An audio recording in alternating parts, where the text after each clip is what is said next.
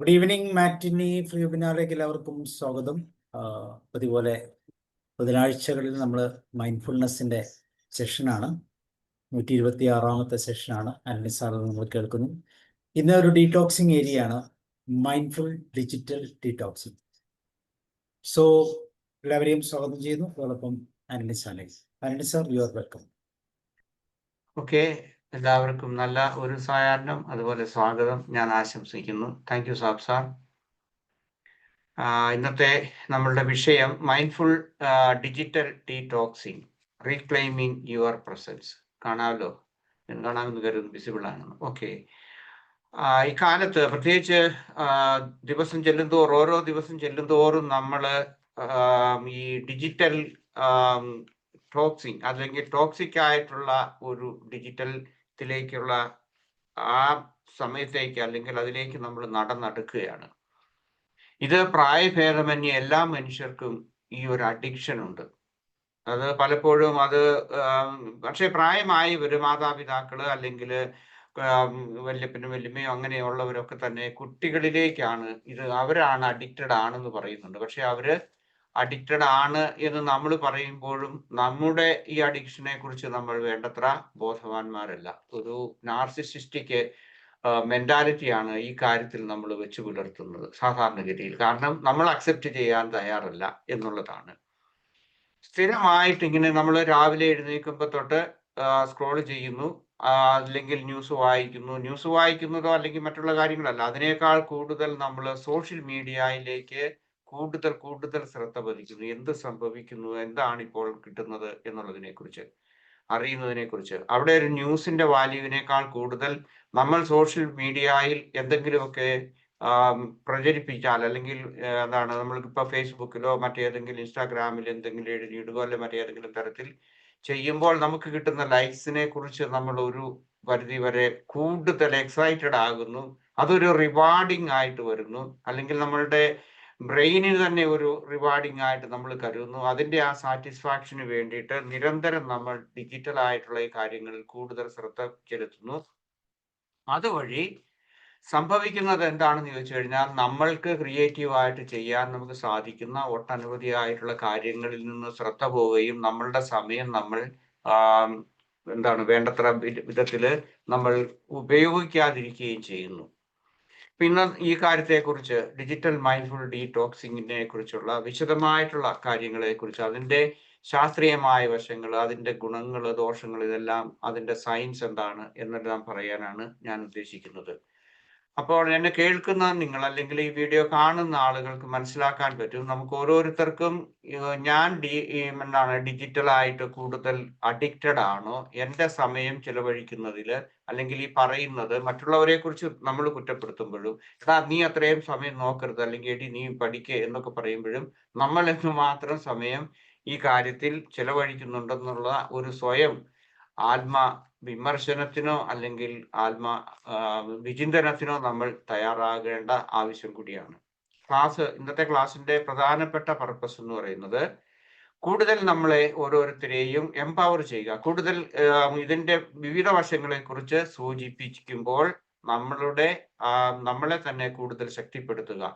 ഒരു ഡീടോക്സിങ് അല്ലെങ്കിൽ ഇതിനൊരു ടൈം കണ്ടുപിടിക്കുക, അല്ലെങ്കിൽ എന്തുമാത്രം സമയം നമ്മൾ ചെലവഴിക്കുന്നതിനെ കുറിച്ച് ബോധവാന്മാരാകുക എന്നുള്ളതുണ്ട്. അതുവഴി നമ്മളുടെ മാനസികവും വൈകാരികവും ശാരീരികവുമായിട്ടുള്ള സുസ്ഥിതിയെ വളർത്തിയെടുക്കാൻ വേണ്ടിയിട്ട് നമുക്ക് സാധിക്കുന്ന ആ ഒരു അവബോധം വളർത്തുക എന്നുള്ളതാണ്. അതുപോലെ തന്നെ നമ്മൾക്ക് കൂടുതലായിട്ട് എന്തെല്ലാമാണ് നമ്മൾ ഈ സോഷ്യൽ മീഡിയയിൽ നമ്മൾ കാണേണ്ടത്, അല്ലെങ്കിൽ അതേക്കുറിച്ചുള്ള നമുക്ക് ബോധപൂർവമായിട്ടുള്ള ഒരു ചോയ്സിന് ആളുകളെ സഹായിക്കുക, അല്ലെങ്കിൽ അവരെ പ്രേരിപ്പിക്കുക, അല്ലെങ്കിൽ അങ്ങനെ ഒരു അവബോധം വളർത്തുക. അതുപോലെ തന്നെ നമ്മൾ ചെയ്യുന്ന കാര്യങ്ങളെക്കുറിച്ച് നമ്മളെക്കുറിച്ചും ടെക്നോളജിയിലുള്ള നമ്മളുടെ ആ റിലേഷൻഷിപ്പ് ഉണ്ടല്ലോ, അതുപോലെ തന്നെ മറ്റുള്ളവരുമായിട്ടുള്ള റിലേഷൻഷിപ്പ്, അതെല്ലാം ഒന്ന് ഹാർമണൈസ് ചെയ്യുന്നതിന് സഹായിക്കുന്നതിന് വേണ്ടിയിട്ട് കൂടി അത് ഒരു പ്രധാനപ്പെട്ട പർപ്പസ് ആയിട്ടാണ്. പിന്നെ പ്രായോഗികമായിട്ട് എന്ത് ചെയ്യാം എന്നുള്ളതിനെ കുറിച്ച് കൂടി ഞാൻ പറയുന്നുണ്ട്. ഞാൻ വെറും ഒരു തിയറി പറഞ്ഞ് ഇതെല്ലാമാണ് അതിന്റെ പ്രശ്നങ്ങളെന്ന് പറഞ്ഞിട്ട് പോകാൻ ഉദ്ദേശിക്കുന്നതിനേക്കാൾ പ്രശ്ന പരിഹാരത്തെ കുറിച്ച് കൂടി പറയുന്നുണ്ട്. കാരണം എങ്ങനെയാണ് ഇതിന്റെ ജീവിതത്തിൽ നമുക്കിത് പ്രായോഗികമാക്കാം. കാരണം ഇതൊരു അഡിക്ഷൻ ആണെന്ന് നമുക്ക് തോന്നുന്നു. അല്ലെങ്കിൽ ഇത് നമുക്ക് വേണ്ട എന്ന് നമുക്ക് വെക്കണമെന്ന് ആഗ്രഹിക്കുന്നവരുണ്ടാകും. ഒരുപക്ഷെ ഞാൻ ഇതിന് കൂടുതൽ സമയം കളയുന്നു എന്ന് കരുതുന്ന ആളുകൾക്ക് പ്രായോഗികമായിട്ട് എന്ത് ചെയ്യാൻ പറ്റും? അതുപോലെ തന്നെ നമ്മളോടും മറ്റുള്ളവരോടും നമുക്ക് എങ്ങനെ കൂടുതലായിട്ട് സെൽഫ് ആയിട്ടുള്ള ആ ബന്ധം നമുക്ക് നിലനിർത്താൻ സാധിക്കും എന്നുള്ളതാണ് ഇൻസൈറ്റ്സ് എന്ന് പറയുന്നത്. അതായത് പ്രധാനമായിട്ട് ഞാൻ പറയുന്ന 4 കാര്യങ്ങളാണ്. What is digital detoxing? അടുത്തത് ഡിജിറ്റൽ ഓവർലോഡിനെ കുറിച്ച് കൂടി നമ്മൾ അറിയണം. നമ്മളൊന്ന് കഴിക്കുമ്പോൾ നമ്മളിപ്പം ആരംഭത്തിൽ ഇത് ക്ലാസ് തുടങ്ങുന്നതിന് മുമ്പ് ഭക്ഷണത്തെക്കുറിച്ചും ആ ഭക്ഷണത്തിൽ ഉണ്ടാകുന്ന വിഷാംശങ്ങളെ കുറിച്ചൊക്കെ പറഞ്ഞുകൊണ്ടാണ് നമ്മൾ ഇത് തുടങ്ങിയത്. അപ്പം അങ്ങനെയാണെന്നുണ്ടെങ്കിൽ അത് ഓവർലോഡ് ആയിട്ട് വരുന്നുണ്ടെങ്കിൽ അത് എന്താണെന്ന് കൂടി നമ്മൾ അറിയണം, അല്ലേ? ഭക്ഷണം അത് അങ്ങനെയാണ്. അതാണ് നമ്മൾ വിഷം വിഷമില്ലാത്ത ഭക്ഷണം കഴിക്കുക, അല്ലെങ്കിൽ നമ്മുടെ ശരീരത്തിൽ അടിഞ്ഞുകൂടിയിരിക്കുന്ന അമിതമായിട്ടുള്ള കാര്യങ്ങൾ നമ്മൾ ഡീടോക്സി നടത്തുന്നുണ്ട്. അപ്പൊ അതേക്കുറിച്ച് നമുക്കറിയാം. അപ്പൊ അതങ്ങനെയാണ്. പിന്നെ സയൻസ് ആൻഡ് സിംറ്റംസ് ഏതൊക്കെയാണ് ഈ കൂടുതൽ നമ്മളെ അഡിക്റ്റഡ് ആക്കുന്നതിന്റെ സയൻസ് എന്താണ്, അതുപോലെ സിംറ്റംസ് എന്താണ്, ദ സയൻസ് ബിഹൈൻഡ് ദി എന്താണ് നമ്മളുടെ ഈ ഇതിന്റെ എന്താണ് അതിനൊരു ശാസ്ത്രീയമായിട്ടുള്ള വശമുണ്ട്. നമ്മൾ അഡിക്റ്റഡ് ആകുന്നതിന്റെ അതിന്റെ കാരണങ്ങൾ എന്തൊക്കെയാണ്? ഓക്കെ, നമുക്ക് ആദ്യമായിട്ട് നമുക്ക് ഡിജിറ്റൽ ഡീടോക്സിങ്ങിനെ കുറിച്ച് പറഞ്ഞാൽ വാട്ട് ഈസ് ഇറ്റ്? എന്താണ് ഈ ഡിജിറ്റൽ ഡീടോക്സിങ് എന്ന് ചോദിച്ചു കഴിഞ്ഞാൽ, അതായത് നമ്മൾ ഈ ഡിജിറ്റൽ യുഗത്തില് കൂടുതൽ ആളുകൾ നമ്മൾ കോൺഷ്യസ് ആയിട്ട് തന്നെ ഏതെങ്കിലും തരത്തിൽ ഈ ടെക്നോളജിയോട് കൂടുതലായിട്ട് നമ്മൾ ഡിപ്പെൻഡന്റ് ആണ്. അതുപോലെ തന്നെ അതിൽ നമ്മൾ കൂടുതൽ സമയം ചിലവഴിക്കുന്നുണ്ട്. ഇപ്പോൾ ഉദാഹരണമായിട്ട് നമ്മുടെ smart phone, tablets, computers, TV, even social media, ഇതിനെല്ലാം വേണ്ടി എന്തേലും സമയം ചിലവഴിക്കുന്നുണ്ട്. അതിനെ കുറച്ചു കൊണ്ടുവരിക, അതിനെ ബോധപൂർവം നമ്മൾ കുറച്ചു കൊണ്ടുവരുന്നതിനുള്ള ആ പ്രോസസ്സിങ്ങിനെയാണ് ഡീടോക്സിങ് എന്നുകൊണ്ട് നമ്മൾ ഉദ്ദേശിക്കുന്നത്. ഓക്കെ, ദെൻ അടുത്തത് നമുക്ക് അറിയേണ്ടത് ഡീടോക്സിങ് നമ്മൾ നടത്തണമെങ്കിൽ നമുക്ക് എന്താണ് ഈ ഡിജിറ്റൽ ആയിട്ടുള്ള നമ്മുടെ അഡിക്ഷനെ കുറിച്ച്, അല്ലെങ്കിൽ അതിന്റെ ആ ഓവർലോഡിനെ കുറിച്ച് കൂടി നമ്മൾ അറിയണം. നമ്മൾ എന്തുമാത്രം സമയം കളയുന്നുണ്ട് അല്ലെങ്കിൽ ഇതുകൊണ്ട്.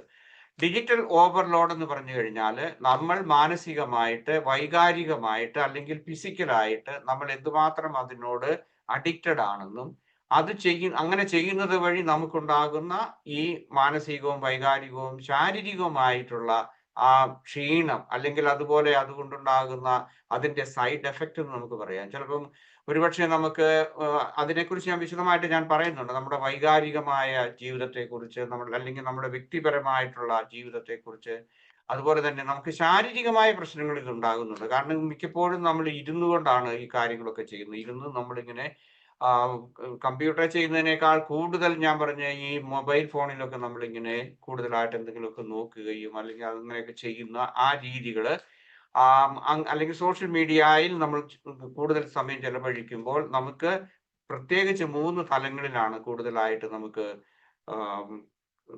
ആരോഗ്യപരമായിട്ടുള്ള പ്രശ്നങ്ങൾ, മാനസികം, വൈകാരികം, അതുപോലെ ശാരീരികമായിട്ടുള്ള ആരോഗ്യത്തിനെ ഇത് പ്രതികൂലമായി ബാധിക്കുന്നുണ്ട്. അപ്പൊ അതിന്റെ ഒരു ഓവർലോഡിനെ കുറിച്ചുള്ള ഒരു അവബോധം നമുക്ക് വളർത്തുക എന്നുള്ളതാണ്. ഇനി പലപ്പോഴും പലരും ചോദിക്കുക, ഇതെന്തിനാണ് ഇത് ഇത്ര പ്രാധാന്യമുള്ള ഒരു വിഷയമാണോ ഡീടോക്സിങ് എന്ന് പറയുന്നത്? ഇതേക്കുറിച്ച് വളരെയേറെ റിസർച്ച് വിദേശ രാജ്യങ്ങളിൽ ഇന്ത്യയിൽ നടക്കുന്നില്ല എന്നല്ല, എല്ലാ രാജ്യങ്ങളിലും നടക്കുന്നുണ്ട്. സൈക്കോളജിസ്റ്റുകളും ന്യൂറോളജിസ്റ്റുകളും ഇതേക്കുറിച്ചൊക്കെ വളരെ ഗൗരവമായിട്ട് പഠനങ്ങൾ നടത്തുന്നുണ്ട്. ഒരുപക്ഷെ നമുക്കറിയില്ലായിരിക്കും.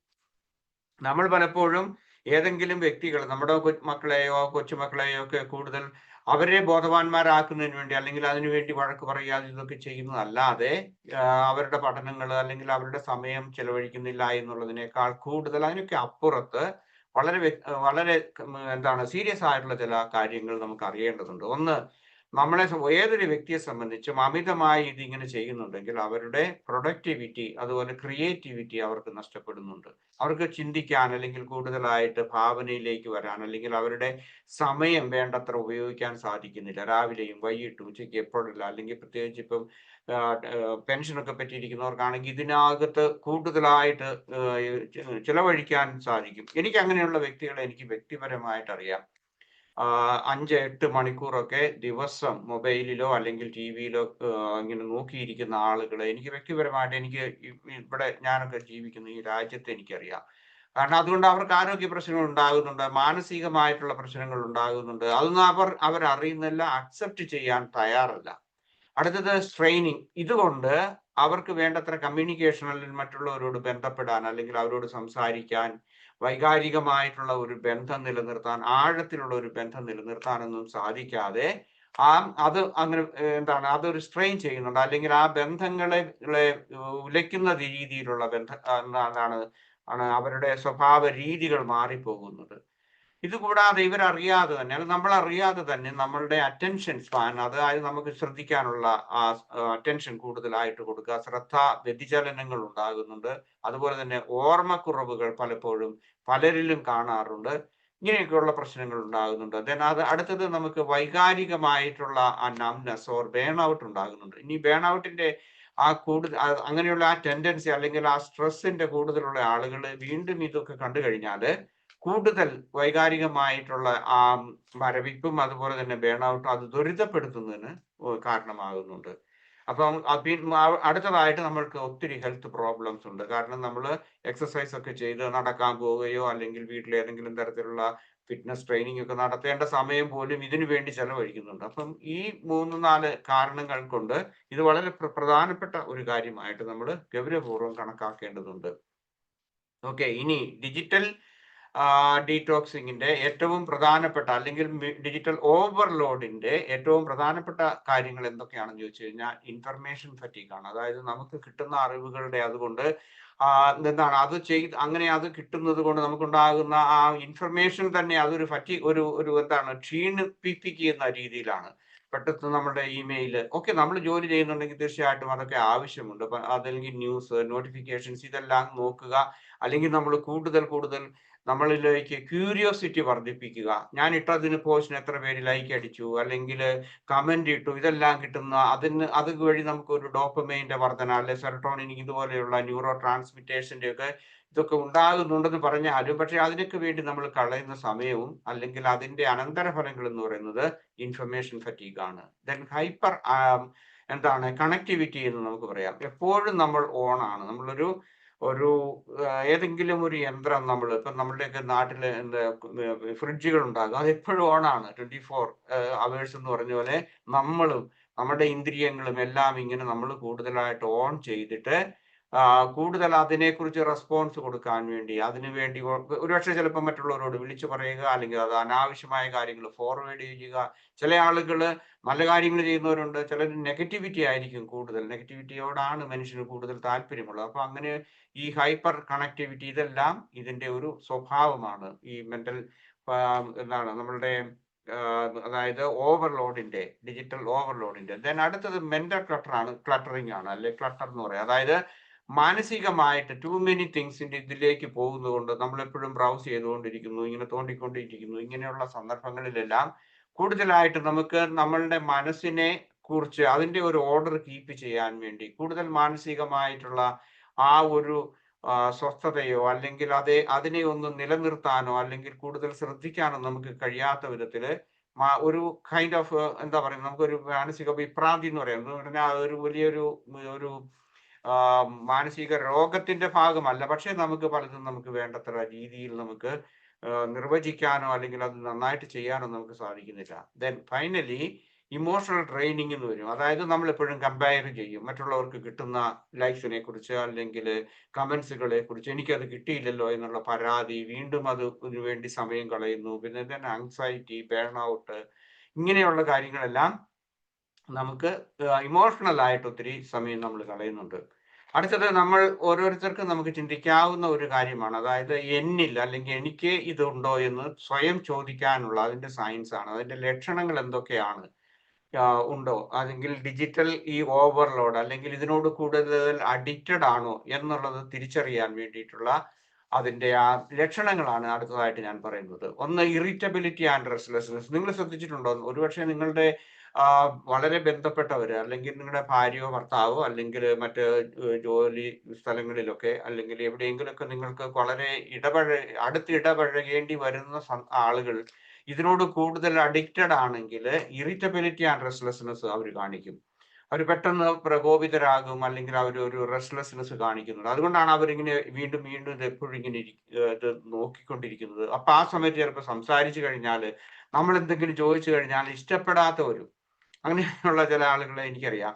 ഇപ്പം ഞാൻ അതിന്റെ ഒരു ഉദാഹരണമായിട്ട് പറഞ്ഞു കഴിഞ്ഞാൽ, അതായത് ഈ സീരിയലൊക്കെ, ഞാൻ സീരിയലിന് അല്ലെങ്കിൽ വേറെ ഒരു സിനിമയോ ഒരു കാര്യത്തിനും ഞാൻ എതിരായിട്ട് പറയുന്നില്ല, അല്ലെങ്കിൽ ഞാൻ അവരെ വിമർശിക്കുന്നില്ല. പക്ഷെ പലപ്പോഴും സീരിയൽ അതുപോലുള്ള കാര്യങ്ങളൊക്കെ കണ്ട് അല്ലെങ്കിൽ കേട്ടുകൊണ്ടിരിക്കുന്ന സമയത്ത് ആരെങ്കിലും എന്തെങ്കിലും ചോദിച്ചു കഴിഞ്ഞാൽ പിന്നെ വാ, അല്ലെ പിന്നെ പറയാം, പിന്നെ ചെയ്യ്, ഇപ്പം നിർത്തുക, അല്ലെങ്കിൽ മിണ്ടാതിരിക്കുക എന്നൊക്കെ പറയുന്ന ആ രീതി, ആ റെസ്റ്റ്ലെസ്നെസ് അവർ കാണിക്കും. ദെൻ ആങ്സൈറ്റി, ഇത് വേറൊന്നാണ് ആളാണ്. അവരെ സംബന്ധിച്ചിടത്തോളം ഫിയർ ഓഫ് ഫോമ എന്ന് പറയും, അതായത് ഫിയർ ഓഫ് മിസ്സിങ് ഔട്ട്.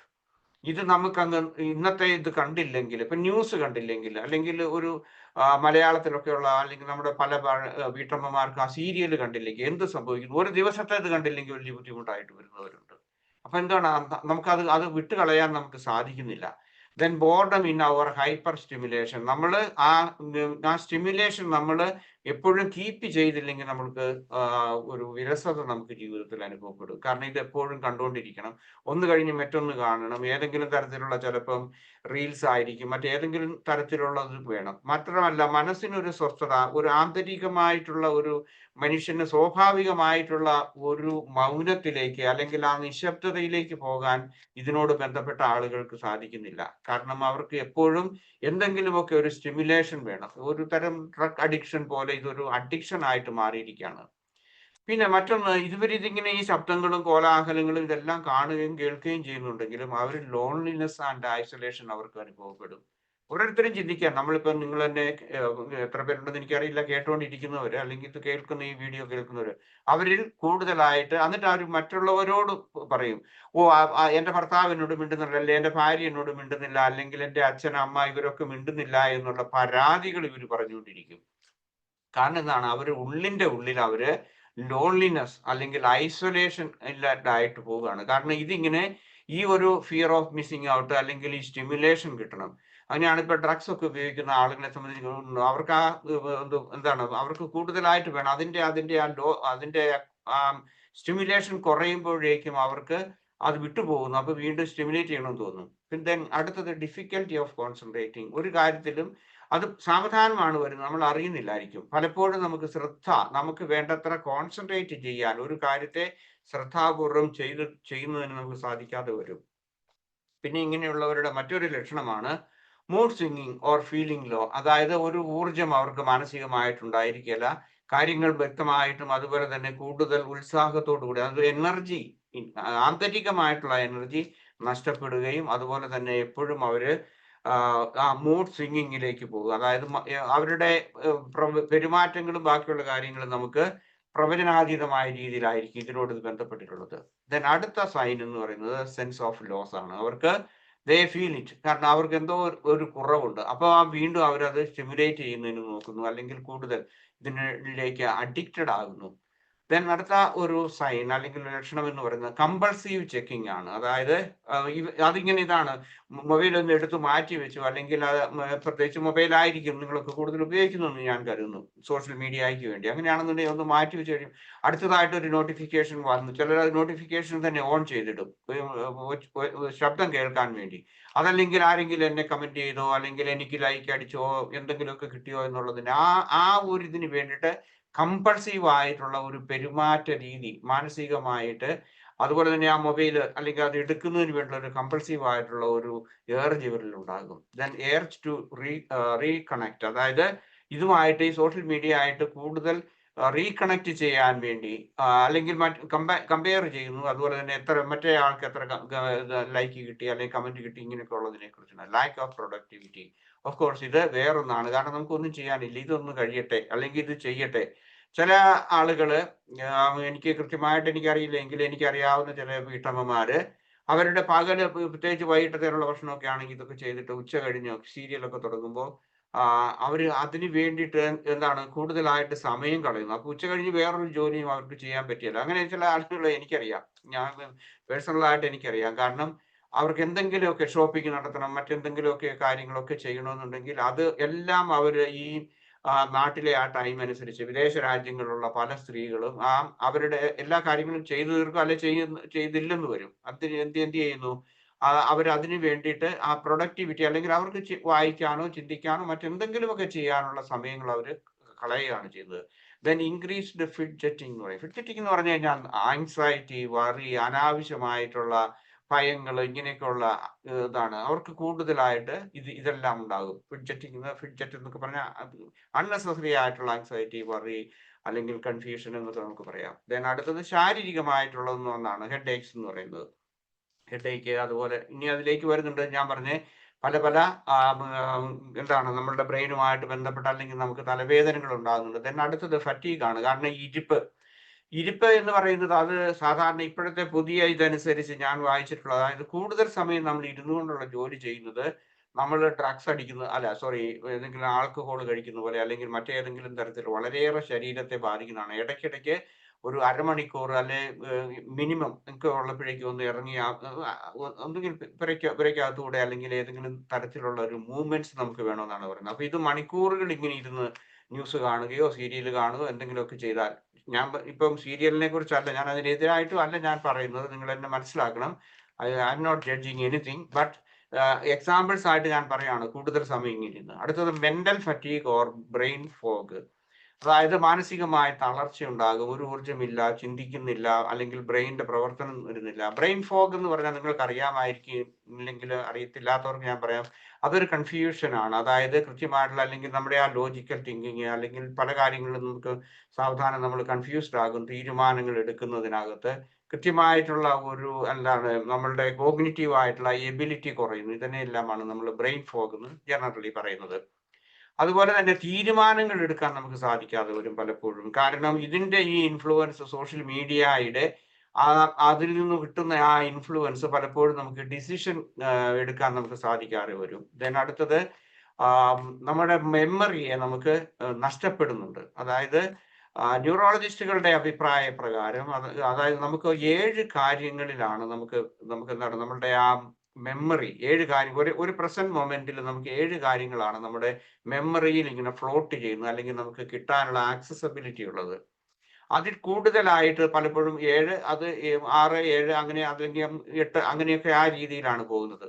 ഇപ്പൊ കമ്പ്യൂട്ടർ സയൻസ് അറിയാവുന്നവർക്ക് അറിയാൻ പറ്റും. അതായത് റാം എന്ന് പറയുന്നുണ്ട്, random access memory.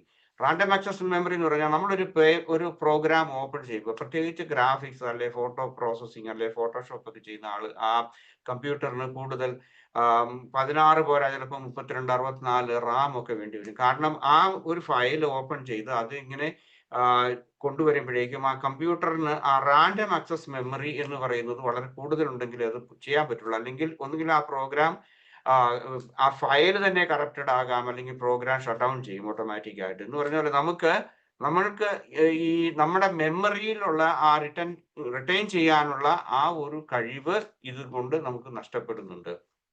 ഇതിനടുത്തത് creativity and deep thinking, കൂടുതലായിട്ട് ചിന്തിക്കാനുള്ള കഴിവ്, ഇതെല്ലാം നമുക്ക് നഷ്ടപ്പെടുന്നുണ്ട്. ദെൻ ടെക് നെക്ക് എന്ന് പറഞ്ഞാൽ ഇങ്ങനെ ഇത് കുനിഞ്ഞിരുന്ന് നോക്കി നമ്മളുടെ ഈ പെടലിക്കുണ്ടാകുന്ന വേദന അല്ലെങ്കിൽ അതൊരു ശാരീരികമായ പ്രശ്നമായിട്ട് വരും.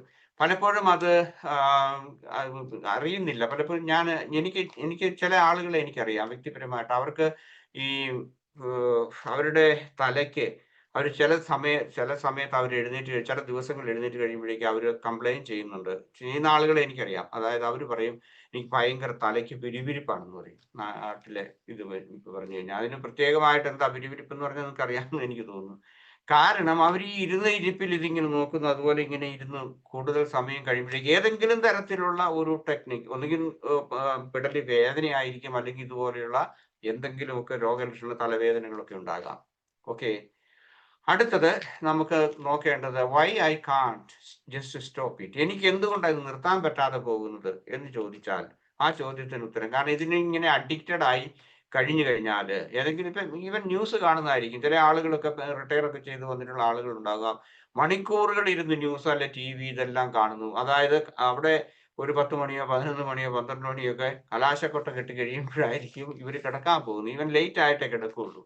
ഒന്നാമത്തെ കാരണം ബ്രെയിൻ റിവാർഡ് സിസ്റ്റം നമ്മളിൽ വർക്ക് ചെയ്യുന്നതുകൊണ്ടാണ്. ഒന്നാമത്തെ കാര്യം എന്തുകൊണ്ടാണ് നമുക്ക് ചെയ്യാൻ പറ്റില്ല? ഒന്നാമത് brain is wired four reward. അതാണ് ഡോപ്പമൈൻ. ഒരു ഉദാഹരണമായിട്ട്, അതായത് ന്യൂറോ ട്രാൻസ്മിറ്റേഴ്സ്, ഞാൻ ഇടുന്ന ഒരു മെസ്സേജിന് എനിക്ക് ആരെങ്കിലും ലൈക്ക് തന്നാൽ അല്ലെങ്കിൽ കമന്റ് തന്നാൽ സൂപ്പർ ആയിരിക്കുന്നു എന്ന് പറഞ്ഞ് ഇങ്ങനെയൊക്കെ പറയുമ്പോഴേക്കും നമുക്കൊരു ഏതെങ്കിലും തരത്തിലുള്ള ഒരു ന്യൂറോ ട്രാൻസ്മിറ്ററിൽ നിന്ന് കിട്ടുന്ന റിവാർഡ് ഉണ്ട്. Oh, I have done something wonderful. ഇത് നമുക്ക് കിട്ടുന്നത് കൊണ്ട് എന്ത് ചെയ്യുന്നു, നമുക്കത് നിർത്താൻ നമുക്ക് സാധിക്കാതെ വരുന്നു. അത് ഒന്നാമത്തേത്. അതായത് just reward like that neuro transmitters ഇത് കിട്ടുമ്പോൾ ഉണ്ടാകുന്ന ഒരു സുഖം, ഒരു സന്തോഷം. ദെൻ അടുത്തത് പ്രോഗ്രാമുകൾ അല്ലെങ്കിൽ ആപ്സ് ഡിസൈൻ ചെയ്തിരിക്കുന്ന അങ്ങനെയാണ്. അപ്പൊ അതിന്റെ ഒരു ഉദാഹരണമാണ് ഫേസ്ബുക്ക് എന്ന് പറയുന്നത്. ലൈക്സ് കൊടുക്കുക. ഇൻസ്റ്റഗ്രാം എനിക്കറിയില്ല. അപ്പം മറ്റതുപോലെയുള്ള ഏതെങ്കിലുമൊക്കെ സോഷ്യൽ മീഡിയയിൽ നിങ്ങൾ ഉപയോഗിക്കുന്നുണ്ടെങ്കിൽ ഇങ്ങനെയുള്ള കാര്യങ്ങൾ, ഞാൻ അത്ര വിദഗ്ധനല്ല എങ്കിലും ഞാൻ പറയാണ്, ഇതിൽ ഏതെങ്കിലും തരത്തിലുള്ള ഓരോ ആപ്സ് അല്ലെങ്കിൽ ആ പ്രോഗ്രാം ഡിസൈൻ ചെയ്തിരിക്കുന്നത് ഇതുപോലെ നമ്മളെ കുഴിയിൽ വീഴിക്കാൻ വേണ്ടിയിട്ടാണ് കൂടുതലായിട്ട്. Then variable rewards hit. Okay, ഇത് ഇങ്ങനെ നമ്മൾ ഹിറ്റ് ചെയ്യുക അല്ലെങ്കിൽ അതുപോലെയുള്ള ആ വ്യത്യാസങ്ങളിൽ ഉണ്ടാകുന്ന ആ റിവാർഡുകൾ നമ്മളെ ഇതിലേക്ക് നമ്മളെ അഡിക്റ്റഡ് ആക്കുകയാണ്. അല്ലെങ്കിൽ അതിന് ബ്രെയിനിന് ആ സിസ്റ്റത്തിൽ തന്നെ നമുക്ക് ഒരു റിവാർഡിന്റെ ഒരു ഭാഗമുണ്ട്.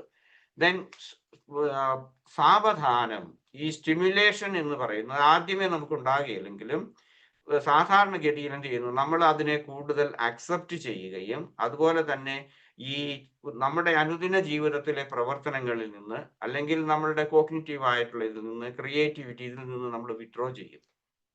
ഈ വിത്ഡ്രോവൽ എന്ന് പറയുന്നത് സാവധാനമാണ് നടക്കുന്നത്, നമ്മൾ അറിയേല. അതുകൊണ്ട് നമ്മൾ ഈ കാര്യങ്ങളിൽ നമ്മൾ ടോളറന്റ് ആയിത്തീരും. എന്തിനാണ്? മോർ ആൻഡ് മോർ സ്റ്റിമുലേഷന് വേണ്ടിയിട്ട്. അടുത്തത് സൈക്കോളജിക്കൽ ആയിട്ടുള്ള കാര്യമാണ്. ഒന്ന് ഫിയർ ഓഫ് മിസ്സിങ്, ഫോമോ എന്ന് പറയും, നിങ്ങൾക്ക് അറിയാവുന്ന വരുന്നത്. അതായത് ഒന്ന് മിസ് ചെയ്യരുത്. എന്ത് സംഭവിച്ചു, ഒരു ദിവസത്തെ ന്യൂസ് കണ്ടില്ലെങ്കിൽ, കേട്ടില്ലെങ്കിൽ, വായിച്ചില്ലെങ്കിൽ, അല്ലെങ്കിൽ ഒരു ദിവസത്തെ സീരിയൽ കണ്ടില്ലെങ്കിൽ എന്തോ മിസ്സിങ് ആണ്, അവിടെ എന്ത് സംഭവിച്ചു എന്നുള്ളതിനെ കുറിച്ചുള്ള ആ fear of missing out. Then social validation ഉണ്ട്. അതായത് പലപ്പോഴും നമുക്ക് എന്തുമാത്രം നമ്മൾ സോഷ്യലി അക്സെപ്റ്റഡ് ആണ്, അല്ലെങ്കിൽ സോഷ്യലായിട്ട് അത് ചെയ്തു, ഇത് ചെയ്തു, അല്ലെങ്കിൽ ഞാൻ അത് ചെയ്തു, മറ്റുള്ളവർ അത് ചെയ്തു എന്നുള്ളതിനെ കുറിച്ചൊക്കെ ഒരു കൈൻഡ് ഓഫ് നമ്മുടെ അങ്ങനെ ഒരു നോമായിട്ട് നമ്മൾ മാറിയിട്ടുണ്ട്. സാമൂഹ്യമായിട്ടുള്ള ഒരു വാലിഡേഷന് വേണ്ടിയിട്ട് ഇതൊരു സൈക്കോളജിക്കൽ ഫാക്ടറാണ്. ദെൻ അതുകൊണ്ട് നമുക്ക് നിർത്താൻ സാധിക്കുന്നില്ല. Then escapism and coping mechanism. ചിലപ്പം പലപ്പോഴും ഇത് ഇങ്ങനെ നമ്മൾ ഒന്ന് എസ്കേപ്പ് ചെയ്യുന്നതിന് വേണ്ടിയിട്ടാണ്. ഏതെങ്കിലും തരത്തിലുള്ള നമ്മളുടെ ഒരു വാക്യം അല്ലെങ്കിൽ നമ്മളിലുള്ള ആ ശൂന്യതയെ നമുക്കൊന്ന് ഫില്ല് ചെയ്യുന്നതിന് വേണ്ടിയിട്ടാണ്. ചിലപ്പോൾ ഒരു പക്ഷേ നമ്മളുടെ ഫാമിലി ബന്ധങ്ങളിലുള്ള അകൽച്ചയായിരിക്കാം. അപ്പൊ അതുകൊണ്ട് എന്ത് ചെയ്യുന്നു, നമ്മൾ ഒന്ന് എസ്കേപ്പ് ചെയ്യണം. അതല്ലെങ്കിൽ നമ്മൾ ചിന്തിച്ചു കൂട്ടുന്നതായിരിക്കും ചിലപ്പോൾ ഭാര്യ ഭർത്തൃ ബന്ധങ്ങളിൽ, അല്ലെ സുഹൃത്ത് ബന്ധങ്ങളിൽ, അല്ലെങ്കിൽ ജോലി സ്ഥലത്ത്, പ്രത്യേകിച്ച് ഫാമിലിയിലാണ് ഇങ്ങനെയുള്ള കൂടുതലായിട്ടുള്ള ഇതുണ്ടാകുന്നത്, ജോലി സ്ഥലത്തെക്കാളും കൂടുതൽ. അപ്പൊ നമുക്ക് എന്ത് ചെയ്യണം, ഇതിനോട് അഡിക്റ്റഡ് ആയി കഴിഞ്ഞിട്ട് നമുക്ക് കൂടുതലായിട്ട് നമുക്കൊന്ന് എസ്കേപ്പ് ചെയ്യണം. അതല്ലെങ്കിൽ ചില ആളുകൾ മദ്യപിക്കുന്നത് പോലെ, അല്ലെങ്കിൽ വേറെ ഏതെങ്കിലും കാര്യങ്ങളിൽ ഇടപെടുന്നത് പോലെ, ഇതൊരു എസ്കേപ്പിസത്തിന്റെ ഭാഗമാണ്. നമുക്കൊന്ന് ഒരു രക്ഷപ്പെടലാണ് താൽക്കാലികമായിട്ട്. അത് കഴിഞ്ഞ് പിറ്റേ ദിവസവും ഇത് തന്നെ നമ്മൾ റിപ്പീറ്റ് ചെയ്യുന്നു. Then identity formation and information seeking.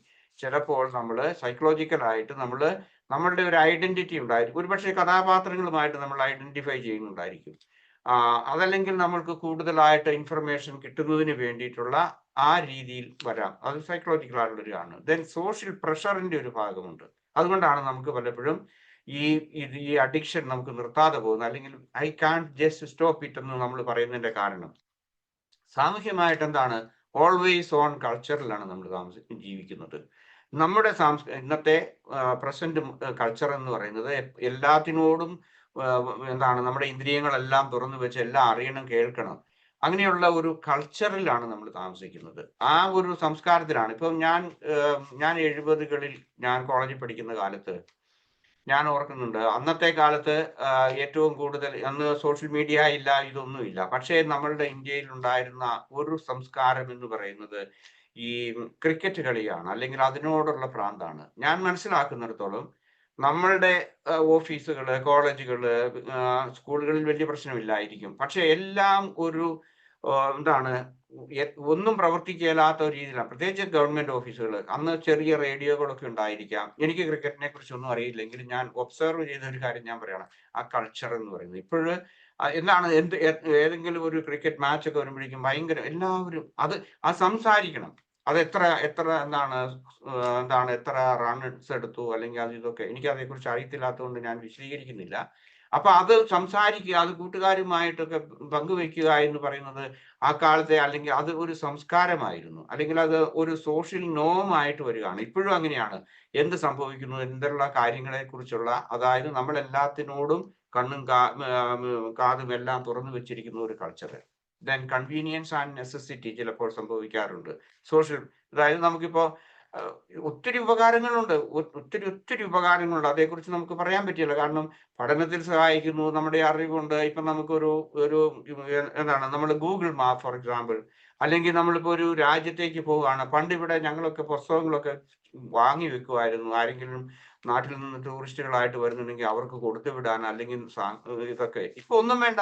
വരുന്നവരെല്ലാം അവര് ഇപ്പം ഞാൻ താമസിക്കുന്ന ഈ രാജ്യത്തേക്ക് വരികയാണെന്നുണ്ടെങ്കിൽ ഇവിടെ എന്തെല്ലാം കാണാനുണ്ട്, എവിടെയൊക്കെ പോകണം, ഇതെല്ലാം തന്നെ അറിയാം. എത്രയോ നല്ല നല്ല കാര്യങ്ങളുണ്ട്. കൺവീനിയൻസ് ആൻഡ് നെസസിറ്റി, അത് ഒരു സോഷ്യൽ പ്രഷറിന്റെ ഒരു ഭാഗമാണ്. ദെൻ പിയർ പ്രഷർ ഉണ്ട്. അത് പ്രത്യേകിച്ച് യുവജനങ്ങൾക്കിടയിലാണ്. കാരണം കൂട്ടുകാരിൽ അത് അവരെന്തെല്ലാം ഉപയോഗിക്കുന്നുണ്ട്, ഏതെല്ലാം ആപ്സ് ഉപയോഗിക്കുന്നുണ്ട്, ഇതെല്ലാം അവർക്ക് അറിയാൻ വേണ്ടിയിട്ട്. ദെൻ അടുത്തതായിട്ട് ഞാൻ പറയുന്നത് ഹിഡൻ ഇമ്പാക്ട്സ് ഉണ്ട്. നമ്മൾ ഇതൊക്കെ പറയുമെങ്കിലും നമ്മളിപ്പം കൂടുതലായിട്ട് എടാ നീ അത് ഇത് അധികം ഉപയോഗിക്കരുത്, അല്ലെങ്കിൽ നീ പഠിക്കുക, ശ്രദ്ധിക്കുക എന്ന് പറയുന്നതിനേക്കാൾ നമ്മൾക്കും കുട്ടികൾക്കും നമ്മൾക്കും ഒക്കെ ഹിഡൻ ആയിട്ടുള്ള കുറെ ഇമ്പാക്ട്സ് ഈ സോഷ്യൽ മീഡിയയുടെ അല്ലെങ്കിൽ ഡിജിറ്റൽ ആയിട്ടുള്ള ഇതിനോടുള്ള ഈ അഡിക്ഷൻ കൊണ്ടുണ്ടാകുന്നുണ്ട്. ഒന്നാമത്തേത് ലോസ് ഓഫ് ഇന്നർ സൈലൻസ്. നമുക്ക് ഇന്നർ സൈലൻസിനെ ഇല്ല. കാരണം എപ്പോഴും നമുക്ക് പുറമേ നിന്ന് ഈ ശബ്ദ കോലാഹലങ്ങൾ, മ്യൂസിക് അല്ലെങ്കിൽ ഇതൊക്കെ, ഞാൻ മ്യൂസിക്കിനെതിരല്ല, ആ രീതിയിലല്ല ഞാൻ പറയുന്നത്. എന്തെങ്കിലുമൊക്കെ ശബ്ദ കോലാഹലങ്ങൾ നമുക്ക് വേണം. That means inner silence, no time to listen to oneself. ഒരു പക്ഷേ സ്വയം മറന്നു പോകുന്ന ഒരു രീതിയിലേക്ക് വരും. ദെൻ ബോർഡം ഇൻടോളറൻസ് വരും. നമുക്ക് ഏതെങ്കിലും ശബ്ദങ്ങൾ കേട്ട് എപ്പോഴെങ്കിലും ഏതെങ്കിലും വിധത്തിൽ നമുക്ക് എൻഗേജ്ഡ് അല്ലെങ്കിൽ, നമ്മുടെ മനസ്സ് എൻഗേജ്ഡ് അല്ലെങ്കിൽ എന്ത് ചെയ്യുന്നു, നമുക്ക് നമ്മളുടെ ആ ഇൻടോളറൻസ് നമുക്കുണ്ടാകും. That means less space for creativity and imagination നമുക്ക് നഷ്ടപ്പെടുന്നു. നമുക്ക് ബോർഡം എന്ന് പറയുന്നത് അത് സഹിക്കാൻ നമുക്ക് സാധിക്കില്ല. ദെൻ ഇമോഷണൽ നമ്പിങ് ഉണ്ടാകും, ഡിമിനിഷ്ഡ് എംപതി ആൻഡ് ഫീലിംഗ്. ഇത് നമുക്ക് സാവധാനം നമുക്ക് നഷ്ടപ്പെടും. അതൊക്കെ മറ്റുള്ളവരുടെ കാര്യം, എനിക്കിതൊന്നും അറിയേണ്ട കാര്യമില്ല എന്ന് നമ്മൾ വിചാരിച്ച് ഉള്ള ഇതൊക്കെ നമ്മുടെ ഹിഡൻ ഇമ്പാക്ട്സ് ആണ് നമ്മളുടെ ഈ സോഷ്യൽ മീഡിയയിലെ സംഭവിക്കുന്നത്. ദെൻ ഷാലോ റിലേഷൻഷിപ്പ്, ബന്ധങ്ങളില്ല. കാരണം ഇതിനു വേണ്ടിയിട്ട് ചെലവഴിക്കാൻ നമുക്ക് സമയമില്ല. ഇപ്പൊ പത്രം വായിക്കുന്ന, പണ്ട് നമ്മളുടെയൊക്കെ കുട്ടിക്കാലത്ത് നമ്മളൊന്ന് ഓർത്തു നോക്കിയേ, അപ്പൻ രാവിലെ പത്രം വരുമ്പോൾ, ഞങ്ങൾക്ക് വൈകുന്നേരമായിരുന്നു ഇടുക്കി ഡിസ്ട്രിക്റ്റിലൊക്കെ പത്രം വന്നുകൊണ്ടിരുന്നത്. അപ്പൊ ഞങ്ങളുടെ അനുദിന ഇതെല്ലാം കഴിഞ്ഞിട്ടാണ്. അപ്പം രാവിലെ പത്രം വന്നു കഴിഞ്ഞാൽ അമ്മ ഒരു കപ്പ് ചായയോ കാപ്പിയോ ആയിട്ട് കൊടുക്കണം. അത് മുഴുവൻ ഇരുന്ന് വായിക്കും. പക്ഷെ അത് കഴിഞ്ഞ് പിന്നെ ഇതൊന്ന് വായിച്ചു തീർന്നാൽ പിന്നെ അദ്ദേഹത്തിന്റെ കാര്യങ്ങളെല്ലാം റെഡിയായി, പിന്നെ ബാക്കി കാര്യങ്ങളൊക്കെ ശ്രദ്ധിക്കാൻ പറ്റും. ഇപ്പൊ എന്ത് ചെയ്യുന്നു, നമ്മുടെ ആ റിലേഷൻഷിപ്പ് എപ്പോഴും ഹൈപ്പർ കണക്ടിവിറ്റി വരുന്നത് കൊണ്ട് പലപ്പോഴും സൂപ്പർഫിഷ്യൽ ആയിട്ടുള്ള ബന്ധങ്ങളാണ് നമുക്ക് വരുന്നത്. ടൈം ഡിസ്റ്റോർഷൻ ഉണ്ട്, അതായത് disconnection with natural flow of time. ആ ടൈം നമുക്ക് വേണ്ടത്ര വിധത്തിൽ ഉപയോഗിക്കാൻ നമുക്ക് സാധിക്കുന്നില്ല, അല്ലെങ്കിൽ ടൈം മാനേജ്മെന്റ് നമുക്ക് നഷ്ടപ്പെടുന്നു. Then identity fragmentation, confusion between true self and digital persona. ഈ ഡിജിറ്റലായിട്ട് നടക്കുന്ന ആ കാര്യങ്ങളിലേക്ക് നമ്മൾ കൂടുതൽ ഐഡന്റിഫൈ ചെയ്യാൻ നമുക്ക് പോകുന്നതുകൊണ്ട് നമുക്ക് ആ ഐഡന്റിറ്റി ഫ്രാഗ്മെന്റേഷൻ ഉണ്ടാകുന്നു. അടുത്തത് ഡിക്ലൈൻ ഇൻ ഡീപ്പ് ഫോക്കസ്. ഏതെങ്കിലും തരത്തിൽ, പ്രത്യേകിച്ച് കോഗ്നിറ്റീവായിട്ട്, ലോജിക്കലായിട്ട്, മറ്റുള്ള ഏതെങ്കിലും തരത്തിൽ നമുക്ക് ശ്രദ്ധിക്കാൻ സാധിക്കാത്ത ഒരു രീതിയിലേക്ക് വരുന്നു. കാരണം എല്ലാത്തിനും നമ്മൾ ഇതിങ്ങനെ, പ്രത്യേകിച്ച് ഇപ്പം ആർട്ടിഫിഷ്യൽ ഇന്റലിജൻസും കൂടി വന്നത് കൊണ്ട് അതിൻ്റെയൊക്കെ അത് വളരെ വിപ്ലവമാണ്. നമുക്ക് ഇമാജിൻ ചെയ്യാത്ത രീതിയിലുള്ള ഇൻഫ്ലുവൻസ് ആണ് ഇപ്പൊ അത് വരുത്തുന്നത്.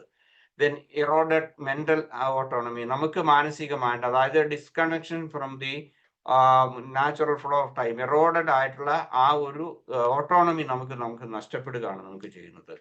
നമ്മളുടെ തന്നെ ആ മാനസികമായിട്ടുള്ള ആ കഴിവ്, അല്ലെങ്കിൽ അതിന്റെ ആ ഓട്ടോണമി നമുക്ക് നഷ്ടപ്പെടുന്നു. ഓക്കെ, ദെൻ അടുത്തത് മൈൻഡ്ഫുൾ ഡിജിറ്റൽ ഡീടോക്സിങ്. എങ്ങനെയാണ് നമുക്ക് പ്രായോഗികമായിട്ട് എന്തൊക്കെ നമുക്ക് ചെയ്യാൻ നമുക്ക് സാധിക്കും എന്നുള്ളതാണ് ഞാൻ പറയാൻ പോകുന്നത്. അതായത് ഇത്രയും നേരം ഒരു വിധത്തിൽ കുറെ ഇൻഫർമേഷൻ ആണ് ഞാൻ നിങ്ങൾക്ക് തന്നത്, അല്ലേ? ആ ഇൻഫർമേഷനിൽ നിന്ന് മാറി പ്രായോഗിക ജീവിതത്തിൽ നമുക്ക് എന്ത് ചെയ്യാൻ നമുക്ക് സാധിക്കും. എനിക്ക് മാറ്റണമെന്നുണ്ടെങ്കിൽ, നമ്മളിൽ ഓരോരുത്തർക്കും ഇത് ഡീടോക്സിങ് പ്രാക്ടീസ് ചെയ്യണമെന്നുണ്ടെങ്കിൽ എന്ത് ചെയ്യാൻ പറ്റും? Okay, then set A clear intention. എനിക്കിത് മാറ്റണം, എൻ്റെ സമയം പോകുന്നു, അല്ലെങ്കിൽ എനിക്ക് ആരോഗ്യകരമായ പ്രശ്നങ്ങളുണ്ട്, ഇങ്ങനെയൊക്കെയുള്ള കാര്യങ്ങൾ നമ്മൾ ഐഡന്റിഫൈ ചെയ്ത് കഴിഞ്ഞാൽ നമുക്ക് എന്ത് ചെയ്യാൻ പറ്റും? Set A clear intention. നമുക്കിത് മാറ്റണം എന്നുള്ള ഒരു ക്ലിയർ ആയിട്ടുള്ള ഒരു ഇന്റൻഷൻ നമുക്ക് വേണം. നമ്മൾ ഏതെങ്കിലും തരത്തിൽ ഓരോ തരത്തിൽ നമ്മൾ തീരുമാനങ്ങൾ എടുക്കാറില്ല. എനിക്കിത് മാറ്റണം, ഇന്ന രീതി ഇത് എനിക്ക് പറ്റിയല്ല, അല്ലെങ്കിൽ ഒന്നുകിൽ നമ്മൾ മറ്റുള്ളവർ നമുക്ക് പറഞ്ഞു തന്നു, അല്ലെങ്കിൽ നമ്മൾ സ്വയം കണ്ടെത്തുന്നു. അപ്പോൾ ഒരു തീരുമാനമെടുത്ത് ഒരു മാറ്റാൻ ഉദ്ദേശിക്കുന്നു. Set A clear intention.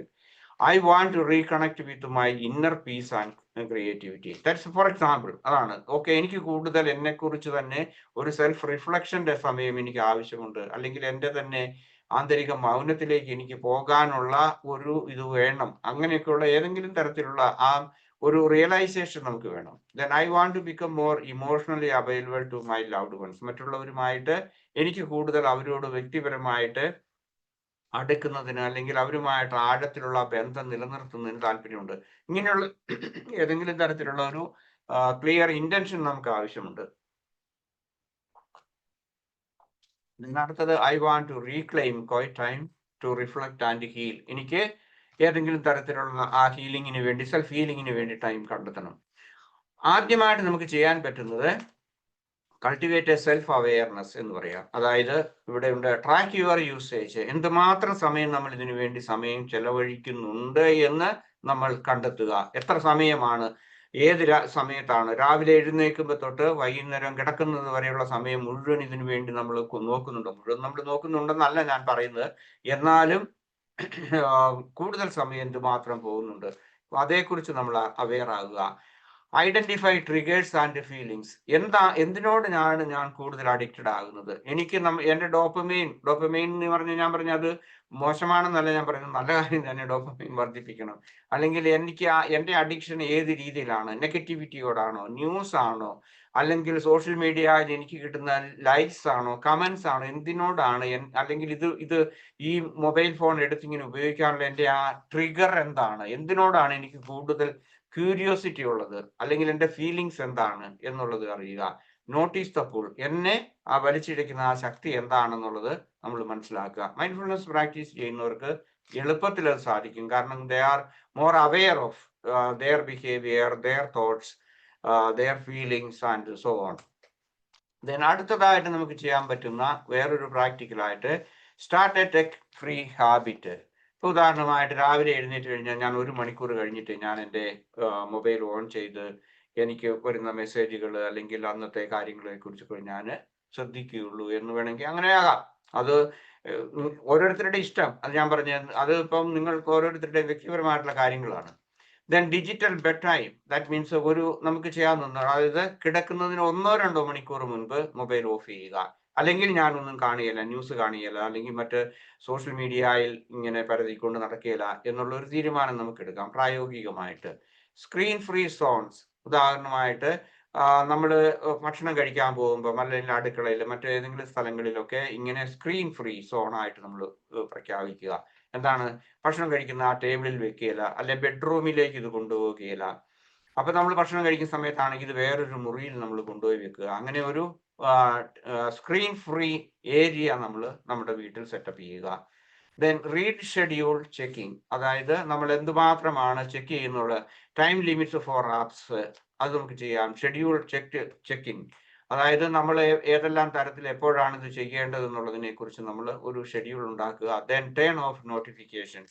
ഏതെങ്കിലും തരത്തിലെ ബെല്ലടിയോ എന്തെങ്കിലും ഒച്ചകളൊക്കെ ഉണ്ടെങ്കിൽ ആ നോട്ടിഫിക്കേഷൻ നമുക്ക് വരുന്നത് കേൾക്കുമ്പോൾ നമുക്ക് ഇതെടുക്കാനുള്ള ആ കൂടുതൽ വ്യഗ്രത കൂടും. അത് നമ്മൾ ടേൺ ഓഫ് ചെയ്യുക. Declutter your home screen. ഇവിടെ ഉദ്ദേശിക്കുന്നത് നമ്മളുടെ മൊബൈലിലെ ആദ്യം നമ്മൾ തുറക്കുമ്പോൾ ഉള്ള ആ ഹോം സ്ക്രീൻ ഉണ്ടല്ലോ, അതൊന്ന് വേണമെങ്കിൽ നമുക്ക് അത്യാവശ്യമില്ലാത്തത്, അല്ലെങ്കിൽ അതിനെ ഒന്ന് മാറ്റി അതിൻ്റെ ആ പ്രയോറിറ്റി അല്ലെങ്കിൽ അത് ചിലതൊക്കെ മാറ്റി വെക്കുക. കാരണം നമ്മൾ ഏതിലേക്കാണ് കൂടുതൽ പോകുന്നത് എന്നാൽ അത് മാറ്റി വെക്കുക. ഹോം സ്ക്രീനിന്റെ ഇതിലേക്ക് അത് മാറ്റുക. Replace analogue methods. അതായത് നമ്മൾ ഡിജിറ്റൽ ആയിട്ടുള്ള ഇതിന് പകരം അൺഫോളോ ആൻഡ് സബ്സ്ക്രൈബ് നമുക്ക് ചെയ്യാൻ പറ്റും. ചില കാര്യങ്ങൾ, ചില ഗ്രൂപ്പുകൾ, വാട്സപ്പ് ഗ്രൂപ്പുകളുണ്ട്, ഒന്നുകിൽ നിങ്ങൾക്ക് അത് അൺഫോളോ ചെയ്യാം, അല്ലെങ്കിൽ ഡിലീറ്റ് ചെയ്യാം, അല്ലെങ്കിൽ അൺസബ്സ്ക്രൈബ് ചെയ്ത് നമുക്ക് ചെയ്യാൻ പറ്റും. Then delete apps. ആവശ്യമില്ലാത്ത, വളരെ അത്യാവശ്യമില്ലാത്ത ആപ്ലിക്കേഷൻസ് ഒക്കെ നിങ്ങൾ നമുക്ക് ഡിലീറ്റ് ചെയ്യാം. റീപ്ലേസ്, അതായത് ഏതെങ്കിലും ഒന്ന് റീപ്ലേസ് ചെയ്തുകൊണ്ട് വേണം. അല്ലാതെ ഒരു ആപ്ലിക്കേഷൻ പെട്ടെന്നൊക്കെ നമ്മൾ ചെയ്ത് കഴിഞ്ഞാൽ വീണ്ടും നമുക്ക് ആ വ്യഗ്രത കൂടി വരും, അല്ലെങ്കിൽ അതിനോടുള്ള അഡിക്ഷൻ നമുക്ക് കൂടുമെന്നുണ്ടെങ്കിൽ ഏതെങ്കിലും മറ്റെന്തെങ്കിലും ഏതാണ് നമുക്ക് അനലോഗ് ആയിട്ടുള്ള, അതായത് ഡിജിറ്റൽ അല്ലാത്ത ഏതെങ്കിലും ഒന്നിലേക്ക് വരണം. ഇപ്പോൾ ഉദാഹരണമായിട്ട് art, music, gardening, deep conversation, ഇതൊക്കെ നമുക്ക് ചെയ്യാൻ സാധിക്കുന്ന ഇതൊക്കെ അനലോഗ് ആയിട്ടുള്ള കാര്യങ്ങളാണ്, ഡിജിറ്റൽ അല്ലാത്ത കാര്യങ്ങളാണ്. അപ്പൊ അതൊക്കെ നമുക്ക് ചെയ്യാൻ പറ്റും. പാട്ട് കേൾക്കാം, അല്ലെങ്കിൽ പാട്ട് കേൾക്കുന്നതിന് ഇപ്പം ഓക്കെ, നമുക്കിപ്പം യൂട്യൂബ് ഓൺ ചെയ്യണ്ടേ, പക്ഷെ എന്നാലും ഞാൻ പറഞ്ഞ വ്യത്യാസമുണ്ട്. അല്ലെങ്കിൽ നമുക്ക് വരയ്ക്കാം, ഗാർഡനിങ് ചെയ്യാം, നടക്കാൻ പോകാം, അങ്ങനെയൊക്കെയുള്ള നേച്ചർ, കണക്ട് വിത്ത് നേച്ചർ, കൂടുതലായിട്ട് പ്രകൃതിയുമായിട്ട് നമ്മൾ ചെയ്യുക. ന്യൂ ഹോബീസ് എന്തെങ്കിലും കണ്ടുപിടിക്കുക. കൂടുതൽ വായിക്കാനായിരിക്കും. അതുപോലെ തന്നെ കൂടുതൽ മൂവ്മെന്റ്സ് നമ്മൾ നടത്തുക. ഏതെങ്കിലും യോഗയോ അല്ലെങ്കിൽ ടൈച്ചി അല്ലെങ്കിൽ മറ്റെന്തെങ്കിലും തരത്തിലുള്ള കൂടുതൽ ഇതിൽ ഇങ്ങനെ ഇരിക്കാതെ മറ്റേതെങ്കിലും തരത്തിലുള്ള മൂവ്മെന്റ്സ് ഒക്കെ നടത്തുക. ബോഡി സ്കാൻ നമുക്ക് ചെയ്യാൻ പറ്റും മെഡിറ്റേഷന്റെ ഭാഗമായിട്ട്. ഡീപ്പ് ബ്രീത്തിങ്, ഇതൊക്കെ ഈ പ്രത്യേകിച്ച് മൊബൈൽ എടുക്കണമെന്നുള്ള ഇത് വരുമ്പോഴേക്കും അല്ലെങ്കിൽ മറ്റതുപോലുള്ള സമയങ്ങളിലൊക്കെ നമുക്ക് കുറച്ചുകൂടെ ബ്രീത്തിങ് എക്സസൈസ് ഒക്കെ നമുക്ക് ചെയ്യാൻ പറ്റും.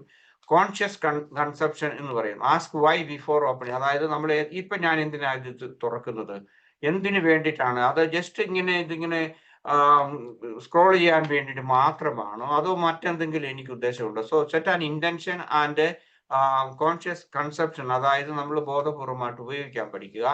Set a purpose while picking up a device. Okay, നമ്മൾ മൊബൈലായിരിക്കും കൂടുതൽ, അങ്ങനെയാണെങ്കിൽ അത് എന്തിനാണെന്നുള്ള പർപ്പസ് വെക്കുക. One screen at a time. ചില ആളുകൾ ഈ one screen at a time എന്ന് പറയുമ്പോൾ അതിന്റെ അർത്ഥം എന്താണെന്ന് വെച്ച് കഴിഞ്ഞാൽ എന്താണ് TV ഏതെങ്കിലും അത് ഓൺ ചെയ്ത് അത് റൺ ചെയ്യുന്നുണ്ടായിരിക്കും, അല്ലെങ്കിൽ ന്യൂസോ പാട്ടോ ഏതെങ്കിലും നാട്ടിലുള്ള മലയാളം പ്രോഗ്രാം ഒക്കെ നടക്കുന്നുണ്ട്. അതേസമയം ഇവര് എന്താണ് അവരുടെ മൊബൈലിലും ഇങ്ങനെ സ്ക്രോൾ ചെയ്തുകൊണ്ടിരിക്കും.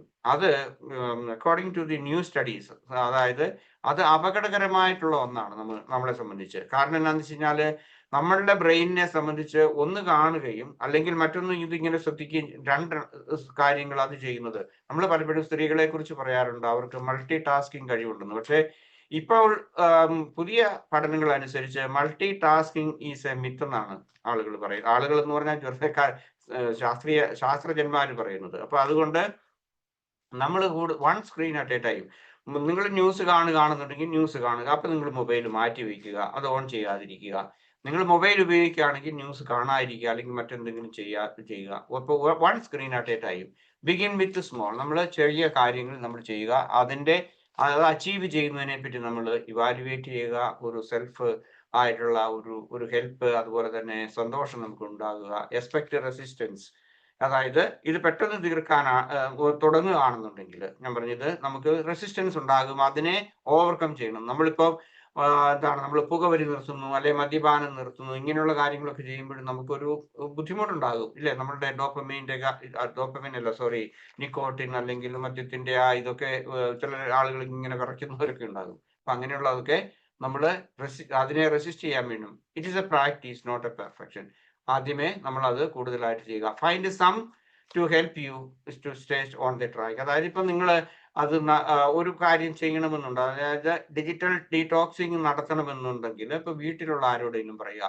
നിങ്ങളിപ്പോൾ ഉദാഹരണമായിട്ട് ഭർത്താവിന് ഈ അഡിക്ഷൻ നിർത്തണമെന്നുണ്ടെങ്കിൽ ഭാര്യയോട് പറയുക, ഞാനിത് കൂടുതലായിട്ട് ഉപയോഗിക്കുന്നുണ്ട്, വീണ്ടും വീണ്ടും എടുക്കാനും ഇതിനുള്ള ഒരു പ്രവണതയുണ്ടെങ്കിൽ എന്നെ റിമൈൻഡ് ചെയ്യുക, അല്ലെങ്കിൽ എൻ്റെ മൊബൈൽ മാറ്റി മേടിച്ചു വെക്കുക. ഇങ്ങനെയൊക്കെയുള്ള ഹെൽപ്പൊക്കെ നമുക്ക് മറ്റുള്ളവരിൽ നിന്ന് നമുക്ക് മേടിക്കാൻ പറ്റും, അഭ്യർത്ഥിക്കാൻ പറ്റും. Okay, thank you. ഓക്കെ, നമുക്ക് ചോദ്യോത്തരങ്ങളിലേക്ക് പോകാം. പുസ്തകത്തിന്റെ കാര്യം ഞാൻ ഇന്ന് പറയുന്നില്ല.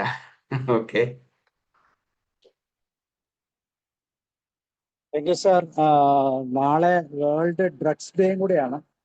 അപ്പൊ അതിന്റെ ഭാഗമായിട്ട് തീർച്ചയായിട്ടും ഡിജിറ്റൽ ഡീറ്റോക്സ്, ഡ്രഗ്സിനെ പോലെ തന്നെ അത്രമാത്രം അപകടകാരിയായ ഒരു ഇതാണ് ഈ ഡിജിറ്റൽ എലമെന്റ്സ് നമ്മുടെ ജീവിതത്തിൽ സംഭവിക്കുന്നത്.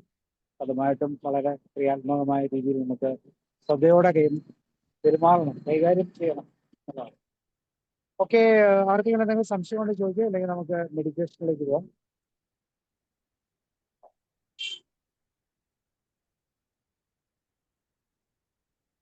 മെഡിറ്റേഷൻ പോകാം സാർ, അതിനുശേഷം. Okay, okay, 1 second.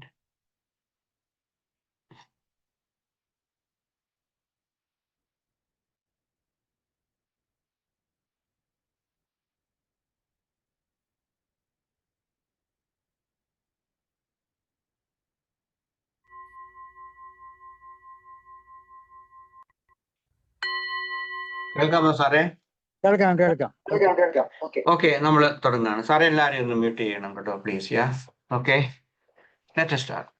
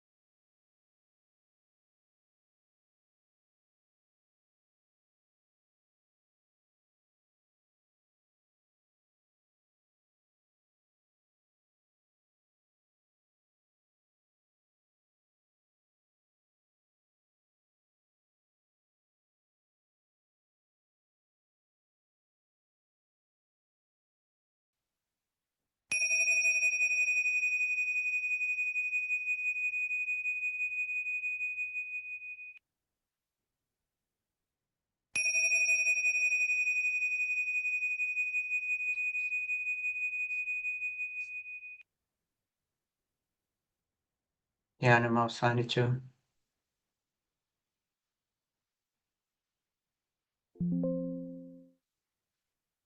Okay. Okay sir, thank you very much. Thank you sir. Thank U. തീർച്ചയായിട്ടും ഇന്നത്തെ കാലഘട്ടത്തിന്റെ ഒരു വലിയ പ്രത്യേകതയാണ് അല്ലെ, ഒരു പിണക്കവുമില്ലാതെ ഒരു വഴക്കും പറയാതെ എപ്പോഴും കൂടെ ഇരിക്കുന്ന ഒരു നല്ല കൂട്ടുകാരൻ. അതാണ് ഇന്നത്തെ ഡിജിറ്റൽ ഗാഡ്ജറ്റുകളെല്ലാം. പണവും പ്രതാപവും പ്ലഷറും ആഗ്രഹങ്ങളും എല്ലാം തരാൻ കെൽപ്പുള്ള, ഒരുവിധ ഒരുവിധ പ്രശ്നങ്ങളും നമ്മോട് ഇല്ലാത്ത അത്ര മനോഹരമായ ഒരു ഡിജിറ്റൽ ഡിവൈസിന്റെ കാലഘട്ടത്തിൽ പുതിയ തലമുറ മാത്രമല്ല, നമ്മൾ ഒട്ടും മോശമല്ല. നമുക്കൊക്കെ ഭയങ്കര പരാതികളിലൂടെ കടന്നു പോവുകയാണ്, കൂടുതൽ സമയവും ഗാഡ്ജറ്റിലാണ് ഇരിക്കുന്നത് എന്നൊക്കെ ഉള്ളത്. അപ്പൊ ഇത് തീർച്ചയായിട്ടും എന്തൊക്കെയാണ് നമ്മുടെ ജീവിതത്തിൽ ഉണ്ടാക്കുന്നത് എന്ന് സാരഥ വളരെ കൃത്യമായിട്ട് പറഞ്ഞു. എങ്ങനെ ഇത് ഒഴിച്ച് മാറ്റിവെച്ച് മുന്നോട്ട് പോകാൻ പറ്റുമെന്നുള്ള വലിയൊരു ചോദ്യചിഹ്നത്തിലാണ്. കാരണം അത്രമാത്രം ഒരു അഡിക്ഷനിലേക്ക് ആയിപ്പോയി. ഇവിടെ ഒരു ഡീടോക്സിങ് അത്യാവശ്യമാണ്. അന്നി സാറിന്റെ ആ സ്റ്റെപ്പുകളിലൂടെ തീർച്ചയായിട്ടും നമുക്ക് മുന്നോട്ട് പോകാം. So thank you sir, thank you very much. നാളെ വേൾഡ് ഡ്രഗ്സ് ഡേ കൂടിയാണ്. അപ്പൊ അതിന്റെ ഭാഗമായി നാളെ നമുക്ക് ഇതുപോലത്തെ ഒരു ക്ലാസ് ഉണ്ട്. ആ ഒരു വലിയ ഇമ്പോർട്ടൻ്റ് ഡേയെ ബേസ് ചെയ്ത് അതിൻ്റെ ഒരു ഇൻട്രൊഡക്ഷൻ എന്ന നിലയിൽ അവിടെ പറയുന്നത് സ്വല്പം വ്യത്യസ്തമായ ഡ്രഗ്സിനെ കുറിച്ചാണെങ്കിലും ഇവിടെ നമ്മുടെ കയ്യിൽ എപ്പോഴും ഇരിക്കുന്ന, സേഫാണെന്ന് നമുക്ക് കരുതുമെങ്കിലും ഒരുപക്ഷെ നമ്മളെ ഇഞ്ചിഞ്ചായി കൊല്ലുന്ന ഒരു ഡിജിറ്റൽ ഡ്രഗാണ് നമ്മുടെ കയ്യിലിരിക്കുന്നത്. എങ്ങനെ വേണം നമുക്കതിനെ മാനേജ് ചെയ്യാൻ എന്ന് തീർച്ചയായിട്ടും വ്യക്തിപരമായി തീരുമാനങ്ങൾ എടുക്കേണ്ട ഒരു സമയമാണ്. Anyway thank you sir, thank you very much. ഇനി അമർജ്യോതി മാം പറഞ്ഞോളൂ. Thank you very much sir. സാറിന്റെ ക്ലാസ് കുറേ ആയി കേട്ടിട്ട് ഓരോ തിരക്കിലായി പോയിട്ടാണ്. വളരെ മെഡിറ്റേഷൻ വളരെ നന്നായി ചെയ്തു. Thank you sir. സാറ് പറഞ്ഞത് കറക്റ്റാണ്. നല്ലൊരു കൂട്ടുകാരനുമാണ്, അതേസമയം നമ്മളെ ഇഞ്ചിഞ്ചായി കൊന്നുകൊണ്ടിരിക്കുകയും ചെയ്യുന്നുണ്ട്. എനിക്ക് തോന്നുന്നു എല്ലാത്തിനും സെൽഫ് ഡിസിപ്ലിൻ ആണ് വേണ്ടത്. നമ്മൾ ഒന്നിന്റെ അടിമയാവാൻ പാടില്ല. We should be the master of our thoughts.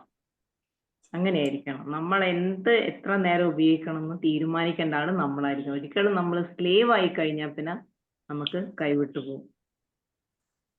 Sir വളരെ നല്ല ടോപ്പിക്കാണ് സെലക്ട് ചെയ്തത്. Thank you very much sir. Thank U.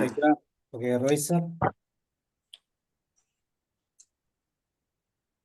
Digital addicted ആണോ എന്ന് നമുക്ക് തിരിച്ചറിയാൻ പറ്റുന്ന ഒരു ഭാഗം ഇതിനകത്തുണ്ട്. പലരും പറയും ഡിജിറ്റലി എപ്പോഴും അത് നോക്കിക്കൊണ്ടിരിക്കുകയാണ് എന്ന് പറയുമ്പോഴാണെങ്കിലും അത് നമ്മളെ അഫക്റ്റ് ചെയ്തിട്ടുണ്ടോ എന്ന് തന്നെ മനസ്സിലാക്കുകയും അതിൻ്റെ കാര്യങ്ങൾ മനസ്സിലാക്കി അത് ഒഴിവാക്കാൻ ഇതിൽ കൂടുതൽ ഒരു ഗൈഡ് ലൈൻസ് വേറെ കിട്ടാനില്ല. അപ്പോൾ മറ്റു പലരുമാണ് നമ്മളെ അഡിക്റ്റഡ് ആണ്, അതിൽ നിന്ന് മാറണം മറ്റൊന്ന് പറയുന്നത് എങ്കിലും അത് ബുദ്ധിമുട്ടാണ്. പക്ഷേ നമ്മൾ തന്നെ ഒരു ആത്മപരിശോധന നടത്തുന്നതിനും അതുവഴി നമുക്ക് അതിൽ നിന്ന് മോചിതനാകാൻ പറ്റുന്ന ഒരു സെഷനായിരുന്നു ഇന്ന് സാർ എടുത്ത ഈ ഭാഗം. വേറെ ഒന്നും പറയാനില്ല. പക്ഷേ അത് മറ്റൊരാൾക്ക് സ്വാധീനിക്കാനോ മറ്റതിനോ പറ്റത്തില്ല. നമ്മളിലൂടെ അവരെ ഒന്ന് ഇതാക്കി എടുക്കുകയല്ലാതെ മറ്റൊരാളെ മാറ്റിയെടുക്കാൻ പറ്റത്തില്ല. അവനവൻ തന്നെ മൈൻഡ്ഫുൾ ആയിട്ടുള്ള ഒരു സിറ്റുവേഷനിൽ മാറ്റിയെടുക്കാനേ പറ്റത്തുള്ളൂ. Okay, thank you. Thank you. ഷിലാമിന്റെ ക്വസ്റ്റ്യൻസ്, ഷിലാമിന്റെ ചോദ്യം റെഡിയാക്കി അതിനുമ്പ് ഓമന മാം ഒന്ന് പറഞ്ഞോട്ടോ. ഓമന മാം കേൾക്കുന്നുണ്ടോ? കേൾക്കുന്നുണ്ട്. പറയട്ടെ.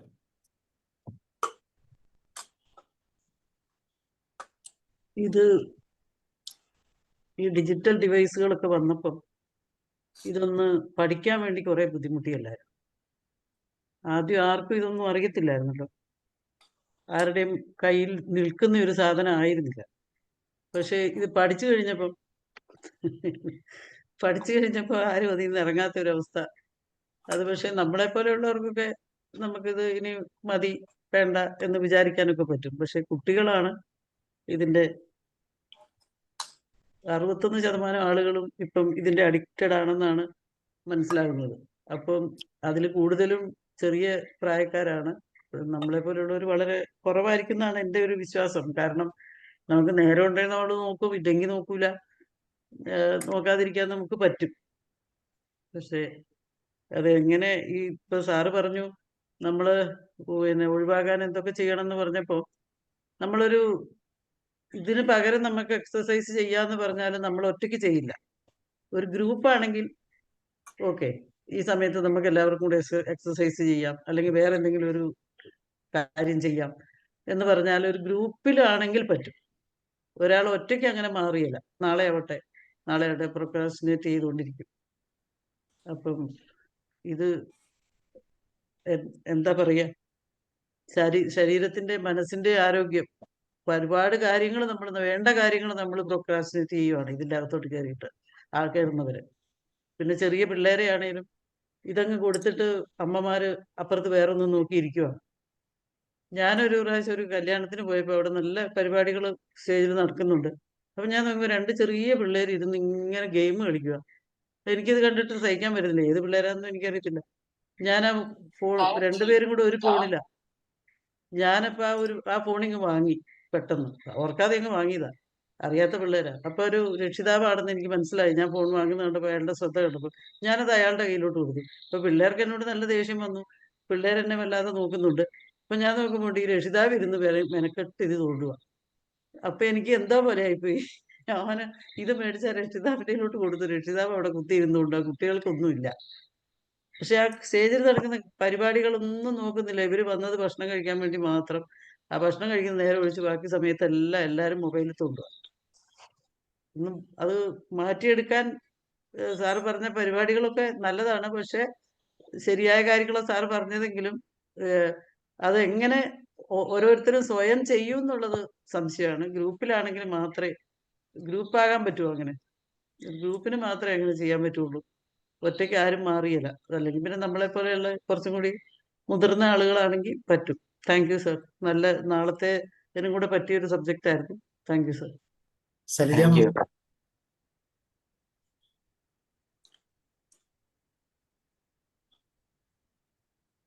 സർ, എല്ലാവർക്കും നമസ്കാരം. ഈ ഒരു ആദ്യം നമ്മുടെ സാറിന്റെ മെഡിറ്റേഷനെ പറ്റി പറയട്ടെ.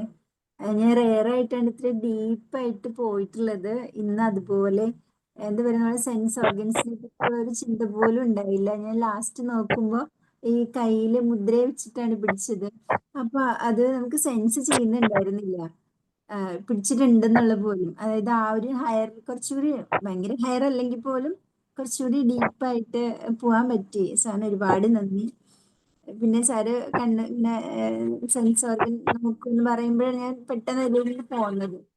അപ്പൊ ഒരുപാട് നന്ദിയുണ്ട് സാറിന്. പിന്നെ അതുപോലെ നമ്മുടെ ടോപ്പിക്ക് വളരെ റെലവെന്റ് ആയിരുന്നു. ഇതുപോലെ നമ്മുടെ ഓമനമ്മ പറഞ്ഞത് തൊട്ട് ഞാനും വിചാരിച്ചിട്ടുണ്ട് നമ്മളൊക്കെ അത്യാവശ്യം മെച്ചുവേർഡ് ആയിട്ട് കുഴപ്പമില്ലാത്ത രീതിയിലാണ് യൂസ് ചെയ്യണേന്ന്. പക്ഷെ ഒരു ഓൺലൈൻ സെഷൻ, ഓഫ്ലൈൻ സെഷനിൽ ഒരു പ്രോഗ്രാമിൽ വെച്ചിട്ട് ഇങ്ങനെ നമ്മൾക്കൊരു ക്വസ്റ്റ്യനെയർ പോലെ ഉണ്ടായിരുന്നു.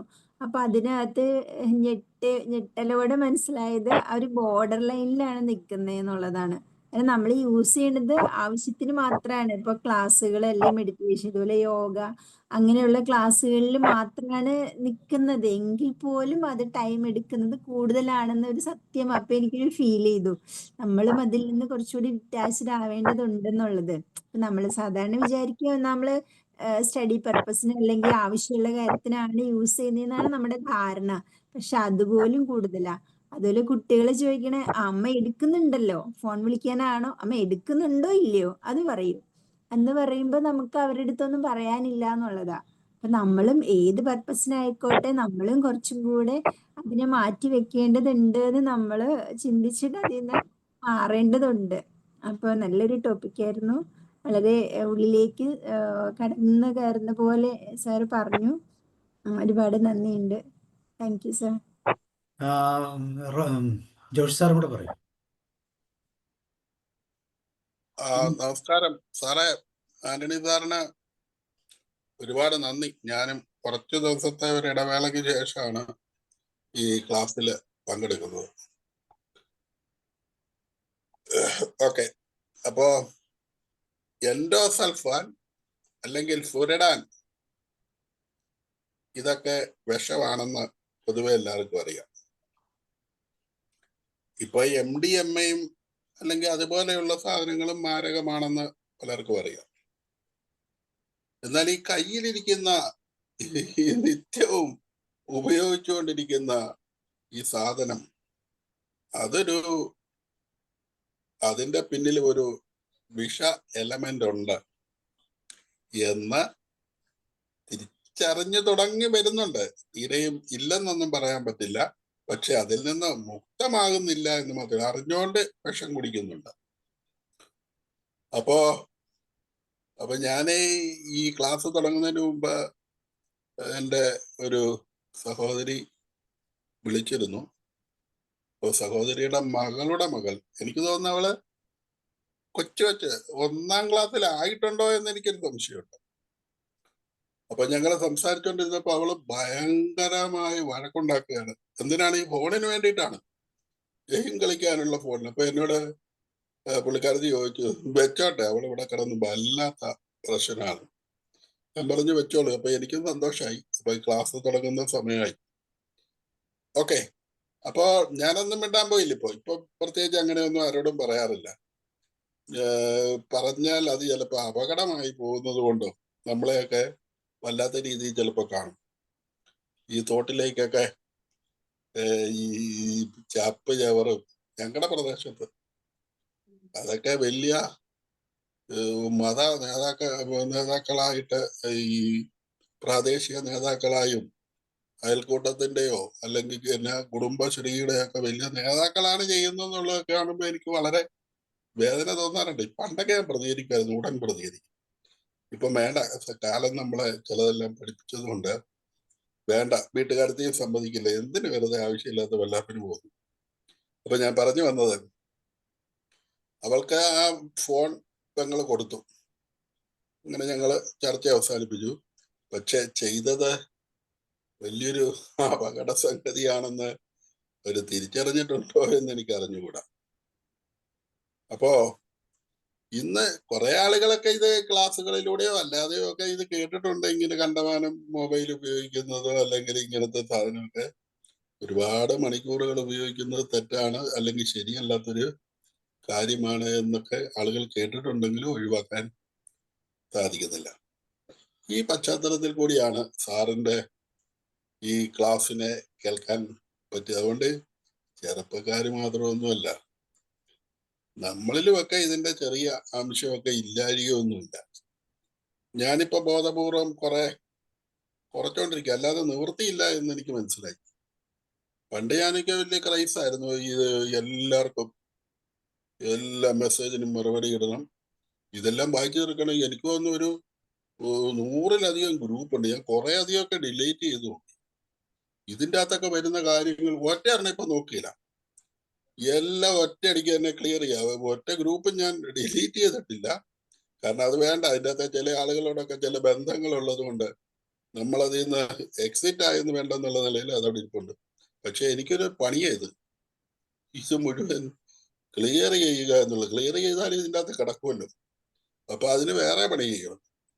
അപ്പൊ ഇങ്ങനെയൊക്കെയുള്ള പ്രശ്നങ്ങളുടെ ഒരു യുഗത്തിലാണ് സാറ്. ഞാനതിന്റെ ക്ലാസ്സിൽ എനിക്ക് ശ്രദ്ധിച്ച് കേട്ടിരുന്നു. ഇത് പറഞ്ഞു എന്ന് എനിക്ക് അറിഞ്ഞുകൂടാ.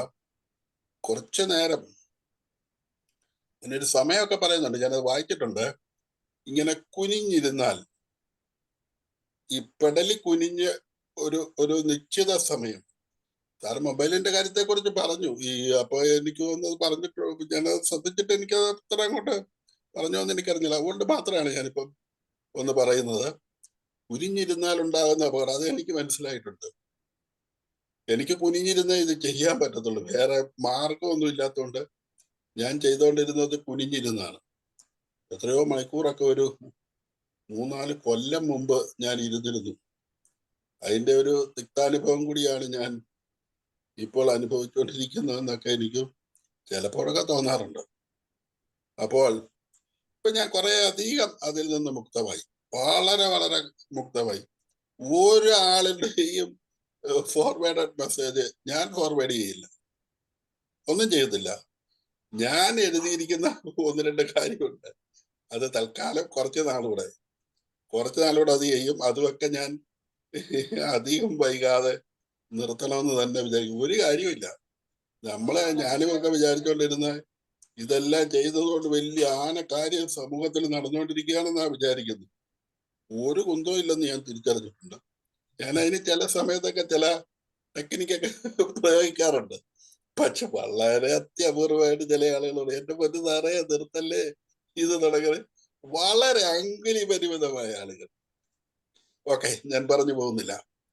അപ്പൊ ഈ രീതിയിൽ ഇതിന്റെ ടോക്സ് ഒരുപാട്, ഇപ്പൊ സാറ് പറഞ്ഞത് അനവധി. ഇതുകൂടാതെ എത്രയോ പ്രശ്നങ്ങളുണ്ട്, ഫാമിലിയിൽ ഉണ്ടാക്കുന്ന പ്രശ്നം. അതൊക്കെ നമ്മള് മനസ്സിലാക്കേണ്ട കാര്യങ്ങളാണ്. പിന്നെ കുട്ടികളിൽ ഉണ്ടാക്കുന്ന വല്ലാത്ത അരിശം, അവരുടെയൊക്കെ സ്വഭാവ രൂപവൽക്കരണത്തില് എത്ര സന്മാർഗ കാര്യം പറഞ്ഞാലും ഏക്കില്ലാത്ത തരത്തിലേക്ക് ഇതിൻ്റെ അകത്തൂടെയുള്ള സാധനങ്ങളെല്ലാം തലമണ്ടയിലേക്ക് കയറുകയാണ്. ഇവരെ ഏത് കാലത്ത് ആളുകൾക്ക് ഇനി തിരിച്ചെടുക്കാൻ പറ്റും? അതാണ് അതിന്റെ അപകടം എന്നെനിക്ക് തോന്നുന്നുണ്ട്. ഇതൊക്കെ നമുക്കും പറഞ്ഞ് ഇങ്ങനെ കരഞ്ഞോണ്ടിരിക്കാം.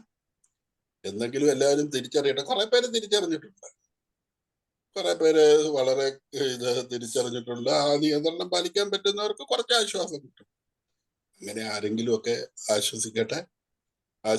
ആശ്വാസത്തിലേക്ക് നമ്മുടേതുപോലെയുള്ള ഈ ക്ലാസ്സും സെഷനും ഒക്കെ ഉപകാരപ്പെടട്ടെ. സാറിന്റെ ക്ലാസിന്റെ അറേഞ്ച്മെന്റ്സ് തന്നെ വളരെ നന്നായിരുന്നു. പലരും വലിയ അപകടത്തെ കുറിച്ച് പറഞ്ഞു. സാറ് ഇതിൻ്റെ അകത്ത് സാറിൻ്റെതായ തലത്തിൽ നിന്നുകൊണ്ട് തീർച്ചയായിട്ടും അതിനുള്ള പരിഹാര മാർഗങ്ങൾ നിർദ്ദേശിച്ചുകൊണ്ട് അവസാനം നമ്മുടെ മെഡിറ്റേഷനിലൂടെ ആളുകൾക്ക് ചെറിയ ഉന്മേഷം പ്രദാനം ചെയ്തിട്ടുണ്ട്. അതുകൊണ്ട് എല്ലാ അർത്ഥത്തിലും സാറിനോട് ഒരുപാട് നന്ദി. എന്ന് വെച്ച് ഇതെല്ലാം മൊത്തം അപകടമൊന്നുമല്ല, നമുക്ക് ഒരുപാട് നന്ദിയുണ്ട്. ഇപ്പം നമുക്ക് ഇങ്ങനെ ഇരുന്ന് കേൾക്കാനും കാണാനും ഒക്കെ പറ്റിയത് ഇത് നമുക്ക് ഉള്ളത് കൊണ്ടാണ്. അതുകൊണ്ട് നിരാകരിക്കാൻ പാടില്ല. നിരാകരിക്കാൻ സാർ ഇതിൻ്റെ അകത്ത് പറഞ്ഞുമില്ല. അതുകൊണ്ടാണല്ലോ നമുക്ക് പിന്നെ ഈ വിയന്നയിലിരിക്കുന്ന ആന്റണി സാറിനെ നമുക്കിപ്പോൾ കേൾക്കാൻ പറ്റിയത്. അതുകൊണ്ട് ഇതിന്റെ നന്മ വശങ്ങളൊക്കെ നമുക്ക് സ്വീകരിക്കാം. അതുപോലെ തന്നെ പിള്ളേരുടെ അഡ്മിഷന്റെ കാര്യങ്ങൾ ഞൊടിയുടെ കൊണ്ട് എല്ലാവർക്കും കിട്ടുമല്ലേ? ഞൊടിയുടെ ഉണ്ട്, അലോട്ട്മെന്റ് വരുന്നു, പിന്നെ അങ്ങനെ അഡ്മിഷൻ ഇത് എൻ്റെ മോന്റെ പിന്നെ ഇത് മിനിഞ്ഞാന്ന് 24-ാം തീയതി ആണ് അപ്ലോഡ് ചെയ്യാൻ പറഞ്ഞ, അതായത് നമ്മുടെ ഓപ്ഷൻ പിന്നെ അപ്ലോഡ് ചെയ്യാൻ പറഞ്ഞത്. വേണ്ടടാ 25-ാം തീയതി 6 മണിയായപ്പോൾ പിന്നെ പൈലറ്റ് ട്രയൽ അലോട്ട്മെന്റ് വന്നു. ഇന്ന് ഫസ്റ്റ് അലോട്ട്മെന്റ് വരും. ഇതൊക്കെ ഈ ഡിജിറ്റൽ സംഗതിയുടെ വലിയ അതല്ലേ. എന്തെല്ലാം കാര്യങ്ങൾ ഇതിൻ്റെ അകത്ത് നമ്മൾ ആഡ് ചെയ്ത് കൊടുക്കുന്നു.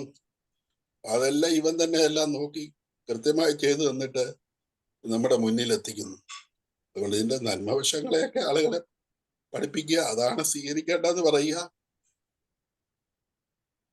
ഒക്കെ ഞാൻ ദീർഘിപ്പിക്കുന്നില്ല, എന്നെക്കാൾ കൂടുതൽ നിങ്ങൾക്കറിയാം. ദൈവം എല്ലാവരെയും അനുഗ്രഹിക്കട്ടെ. സാറിനെ പ്രത്യേകമായി അനുഗ്രഹിക്കട്ടെ. ഈ പ്ലാറ്റ്ഫോമിനെ അനുഗ്രഹിക്കട്ടെ. ഇന്നത്തെ ഈ ക്ലാസ്സിൽ പങ്കെടുത്തവരെയും ചർച്ചയിൽ പങ്കെടുത്തവരെ അനുഗ്രഹിക്കട്ടെ. താങ്ക് യു സാർ, നന്ദി. Thank you. ഞാൻ ഒരു കാര്യം എനിക്ക് പറയുന്നത് പറഞ്ഞാൽ ഞാൻ ജസ്റ്റ് ഷെയർ ചെയ്യുന്നുള്ളൂ. ഓമന ടീച്ചറും ഷാജി സാറും ഒക്കെ പറഞ്ഞതിന്റെ വെളിച്ചത്തില് നിങ്ങൾ ശ്രദ്ധിച്ചിട്ടുണ്ട്, ഞാൻ ശ്രദ്ധിച്ചിട്ടുള്ള ചില കാര്യങ്ങൾ. ഞാൻ നാട്ടില് 2023 വന്ന് ഇങ്ങനെ ഓൺലൈനിലല്ല ഓഫ്ലൈനിൽ ക്ലാസ് എടുത്തു. ആ ക്ലാസ്സിൽ ഉണ്ടായിരുന്ന ഒരാള് ക്ലാസ് ഇങ്ങനെ ഞാൻ എടുത്തോണ്ടിരിക്കുക. ആ സമയത്ത് മൊബൈൽ ഫോൺ എപ്പോഴും ഉപയോഗിച്ചോണ്ട് മുഴുവൻ സമയം പുള്ളി ആ മൊബൈലിലായിരുന്നു. ഇടയ്ക്ക് പുള്ളി അറിയാതെ എവിടുന്നോ ഒരു മ്യൂസിക്കും കയറ്റി വിട്ടു, ക്ലാസ് ഡിസ്റ്റർബൻസ് ഉണ്ടാക്കി. അദ്ദേഹം സോക്കോൾഡ് ബഹുമാന്യനായ വ്യക്തി ആയതുകൊണ്ട് ഞാൻ പ്രത്യേകിച്ച് അല്ലെങ്കിൽ ഞാൻ പ്രതികരിച്ചില്ല, കാരണം അദ്ദേഹം അത് തിരിച്ചറിയേണ്ടതാണ്.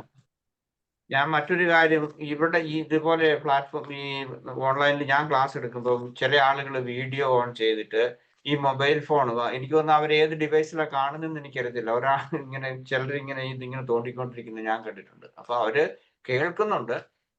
പക്ഷേ അവർ ഈ സമയത്ത് ഇനി നിങ്ങൾക്ക് വേറൊരു കാര്യം ഞാൻ ശ്രദ്ധിക്കാൻ വേണ്ടിയിട്ടുള്ള, നിങ്ങൾ ശ്രദ്ധിച്ചിട്ടുണ്ടായിരിക്കും, എന്നാലും അത് ഞാൻ പങ്കുവെക്കാൻ ആഗ്രഹിക്കുകയാണ്. അതായത് വലിയ ഞാനിപ്പോ അത് ഈ വ്യക്തികളുടെ ആ ബഹുമാനം കളയാതിരിക്കാൻ വേണ്ടി പ്രത്യേകം ശ്രദ്ധിച്ചുകൊണ്ട് ഞാൻ പറയുകയാണ്. അതായത് ആളുകളൊക്കെ മീറ്റിങ്ങുകൾ, ചില അനുമോദനങ്ങൾ, പ്രസംഗങ്ങളൊക്കെ ചില വ്യക്തികൾ നടത്തുന്ന സമയത്ത് അടുത്തിരിക്കുന്ന ആളുകൾ അവരെല്ലാം ഉന്നതന്മാരാണെന്ന് കൂടി പറയുക. ഞാൻ ഉന്നതന്മാരാണ് സോക്കോൾ. അവർ നിങ്ങൾ ശ്രദ്ധിച്ചിട്ടുണ്ടോ? നിങ്ങൾ കണ്ടിട്ടുണ്ടായിരിക്കും വലിയ മീറ്റിങ്ങുകളൊക്കെ വീഡിയോ ഒക്കെ എടുക്കുന്ന ആ സമയത്ത് അവർ ആ മൊബൈൽ ഫോൺ ഉപയോഗിച്ചുകൊണ്ടിരിക്കുകയാണ്. ഒരാൾ നിന്ന് പ്രസംഗിക്കുന്നു അല്ലെങ്കിൽ അനുമോദിക്കുന്നു, ഏതെങ്കിലും തരത്തിലുള്ള എന്തെങ്കിലും ആട്ടെ, അനുമോദനം മാത്രമല്ല മീറ്റിങ്ങുകൾ നടക്കുന്നത്.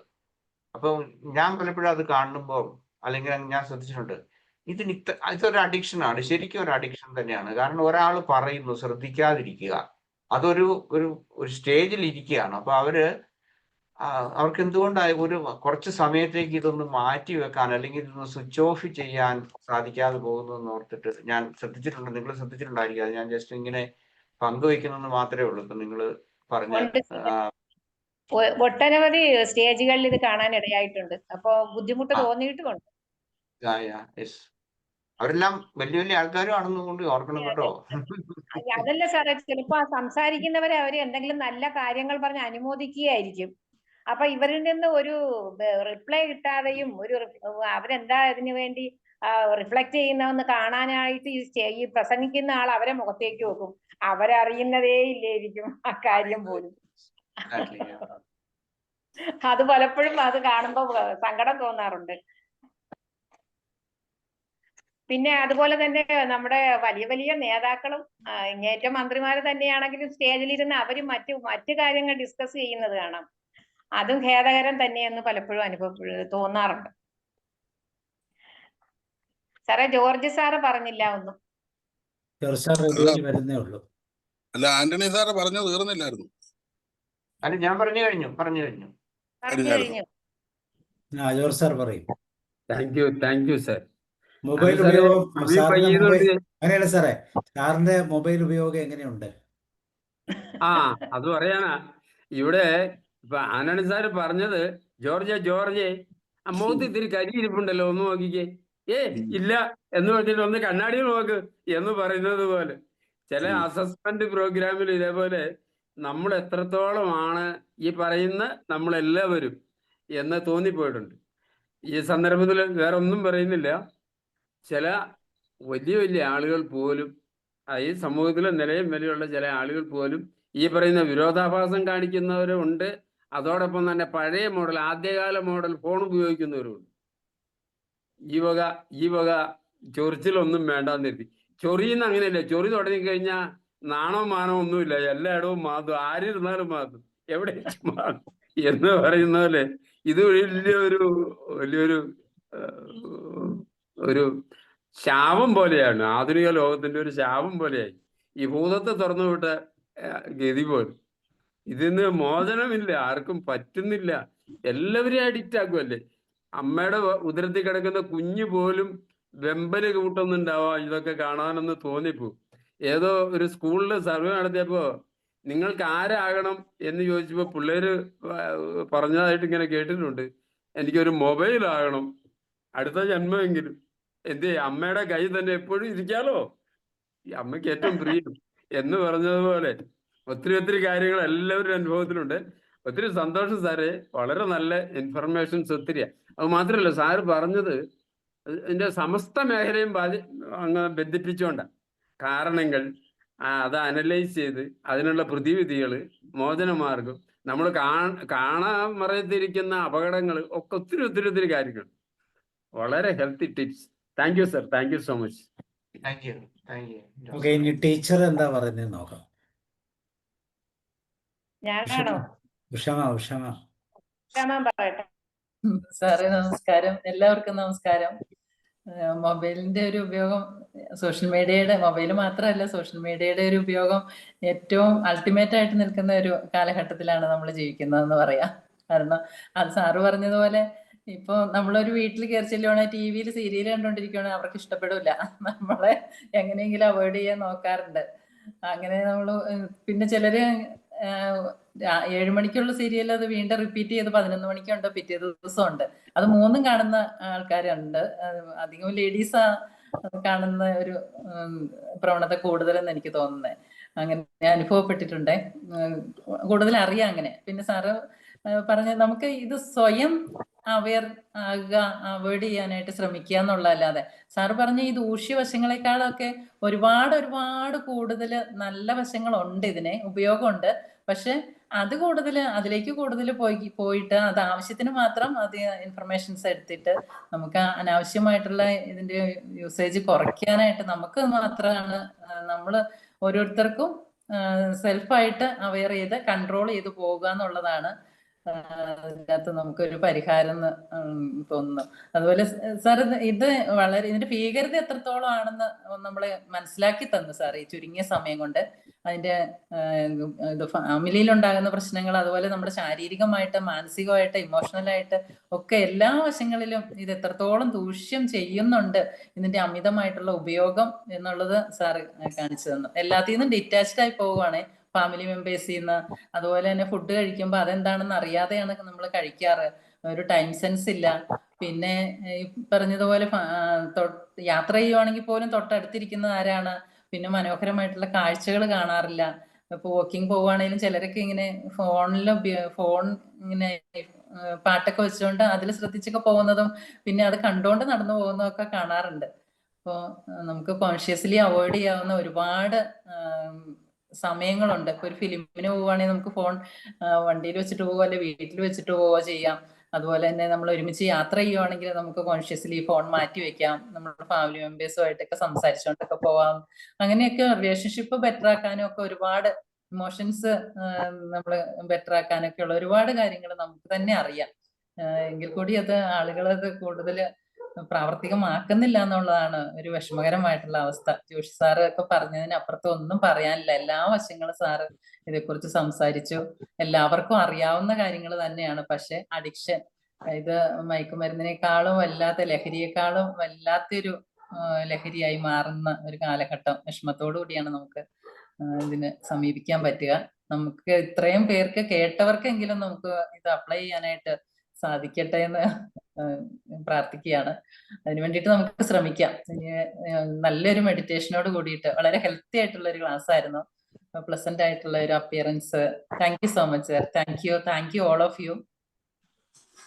തീർച്ചയായിട്ടും ഇന്നത്തെ കാലത്ത് ഇതൊരു ഐഡന്റിറ്റിയുടെ പ്രശ്നമാണ്. ഇതിലൂടെയാണ് ഇപ്പൊ ഐഡന്റിറ്റി മുന്നോട്ട് പോകുന്നത്. അപ്പൊ ഞാനൊന്ന് ആലോചിച്ച്, എനിക്കിത് ചെയ്യാതിരിക്കാൻ പറ്റുമോ? എന്റെ ഐഡന്റിറ്റി പോകത്തില്ലേ? അല്ല, ഇതുള്ളത് കൊണ്ടാണല്ലോ നമ്മളൊക്കെ ഇപ്പൊ ഒരുമിച്ച് കാണാനെങ്കിലും ഒരു അവസരം പക്ഷെ ഇതിനുവേണ്ടി നമ്മൾ എടുക്കുന്ന സമയം എന്ന് പറഞ്ഞാൽ വളരെ വളരെ കൂടുതലാണ്. നമുക്ക് ചിന്തിക്കാൻ പോലും പറ്റത്തില്ല. എത്രയോ മണിക്കൂറുകൾ ഇതിൽ കയ്യിലിരുന്നാലാണ് ഇതൊന്ന് സജ്ജമാകുക. എന്നിട്ടും നമ്മൾ തൃപ്തിയാകുന്നില്ല. ഇങ്ങനെയല്ല, ഇതിൽ കൂടുതൽ കൊടുക്കണം എന്നൊക്കെ വിചാരിക്കും. പലപ്പോഴും എനിക്ക് തോന്നുന്നു ചുരുക്കമാണ് നമ്മളൊരു പോസ്റ്റ് ഇടാതെ പോകുന്ന ദിവസങ്ങൾ. എത്രയോ പേർക്ക്, എത്രയോ ഗ്രൂപ്പുകളാണ് ഇതെല്ലാം. ഇന്ന് സാർ പോസ്റ്റ് ഇട്ടില്ല അല്ലേ? ഇല്ല, ഇന്ന് ഞാൻ വീട്ടില്ല. ഞാൻ പോസ്റ്റ് ഇട്ടായിരുന്നല്ലോ, പോസ്റ്റ് ഇട്ടു. വൈകിയാണ് ഇട്ടത്, കണ്ടില്ല. എല്ലാ എവിടെയൊക്കെ ഇട്ടെന്നറിയില്ല. വളരെ ചിലപ്പോൾ ചുരുക്കമായിരിക്കും ഇടുന്നത്. കാരണം വരുന്ന ആളുടെ എണ്ണമൊക്കെ നമ്മളിങ്ങനെ ആന്റിസിപ്പേറ്റ് ചെയ്യും. ഇപ്പൊ നമ്മൾ തുടങ്ങുന്ന സമയത്ത് ശ്രദ്ധിച്ചാൽ ഒരു 6-7 പേര് കാണും. അപ്പോഴത്തേക്ക് നമ്മൾ ഇത്രയൊക്കെ ഇട്ടിട്ട് വന്നില്ലല്ലോ എന്ന് വിചാരിക്കും. ഇതെല്ലാം ഒരു ഐഡന്റിറ്റിയുടെ പ്രോബ്ലമാണ്. ഇന്ന് പക്ഷേ സാറ് ഇന്ന് ടോപ്പ് ലിസ്റ്റ് ആയിരുന്നു കണ്ടത്. ഇന്ന് 21 പേരുണ്ടായിരുന്നു ഒരു സമയത്ത്. സാധാരണ ആവറേജ് 17 പേരാണ് നമ്മൾ ശ്രദ്ധിക്കാറുണ്ടായിരുന്നു. പക്ഷെ ഇന്ന് സാറ് കുറച്ചേ പോസ്റ്റ് ഇട്ടുള്ളൂ. പക്ഷെ എന്നാലും ഇന്ന് കുറച്ച് ന്യൂ കമേഴ്സ് ഒക്കെ വന്നിട്ടുണ്ടായിരുന്നു, കണ്ടിട്ടില്ലാത്തവരൊക്കെ. സോമൻ എന്ന് പറഞ്ഞ ഒരാൾ ഇപ്പൊ നിലവിലുണ്ട് ഇവിടെ. ആരാന്ന് എനിക്കറിയില്ല. സാമാത്തി സാറ് തിരുവനന്തപുരത്തുള്ളതാണോ? നമുക്ക് ക്ലാസ് എടുക്കുന്ന സാറാണോ? കഥയൊക്കെ പറയാമെന്ന് ആണോ അറിയില്ല. അല്ല അല്ലേ? പിന്നെ അങ്ങനെ ഷാജി സാർ വന്നിട്ടുണ്ടായിരുന്നു. ലെഫ്റ്റ് ആയി തോന്നണം. 21 പേരുണ്ടായിരുന്നു ഒരു സമയത്ത്. അപ്പൊ എന്തായാലും അത് നല്ലൊരു നമ്പറാ സാർ ഇത്. Thank you, congratulation. കൺക്ലൂഡ് ചെയ്തു. Okay, thank U. ഇപ്പൊ നല്ല ഫീഡ്ബാക്ക് ആയിരുന്നു. ഞാൻ പ്രായോഗികമായി ചെയ്യാവുന്ന കാര്യങ്ങൾ ഞാൻ പറഞ്ഞു. എനിവേ ഇത് ഉപകാരപ്പെട്ടു എന്നുള്ളതാണ് ഞാൻ കരുതുന്നത്. കാരണം അതിന് ആ തരത്തിലുള്ള ഫീഡ്ബാക്കാണ് എനിക്ക് കിട്ടിയത്. അപ്പോൾ എൻ്റെ പ്രയത്നത്തിന് എന്താണ് ഒരു കൈൻഡ് ഓഫ് ഡോപ്പമൈൻ അല്ലേ എന്ന് തന്നെ പറയാം. അൾട്ടിമേറ്റ് ഒരു ഡോപ്പമൈൻ ആണ്. അൾട്ടിമേറ്റ് ആയിട്ട് ഡോപ്പമൈൻ എനിക്ക് കിട്ടിയെന്ന് ഞാൻ ഇവിടെ കരുതുന്നു. എനിക്ക് ഇതിന്റെ ഇതല്ല. factory- അല്ല സാറേ, ഒരു മിനിറ്റ്, ഇവിടെ അതിന്റെ ഫാക്ടറിയാണ്, ഡോപ്പോമിന്റെ ഫാക്ടറിയാണ് ഇവിടെ. ഓക്കെ. നമുക്ക് തരാൻ പറ്റുന്ന പ്രതിഫലം ഇതേ ഉള്ളൂ.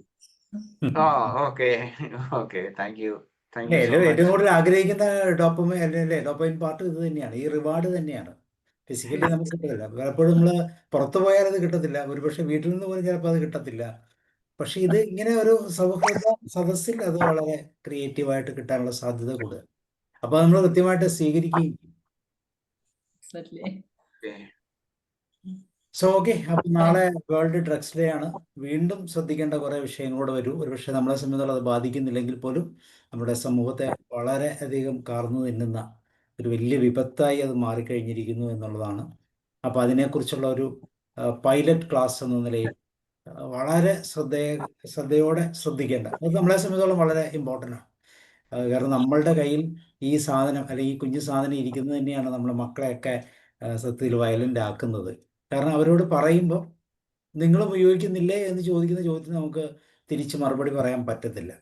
എത്ര ഉപയോഗിക്കുന്നു എന്നുള്ളതൊന്നും ഒരു ചോദ്യമല്ല. അപ്പം ആദ്യം ഒരു കുഞ്ഞ് ചോദിച്ച പോലെ അമ്മയുടെ കയ്യിലും ഇല്ലേ എന്ന് ചോദിച്ച പോലെ അത്രമാത്രം അത് സിവിയറാണ്.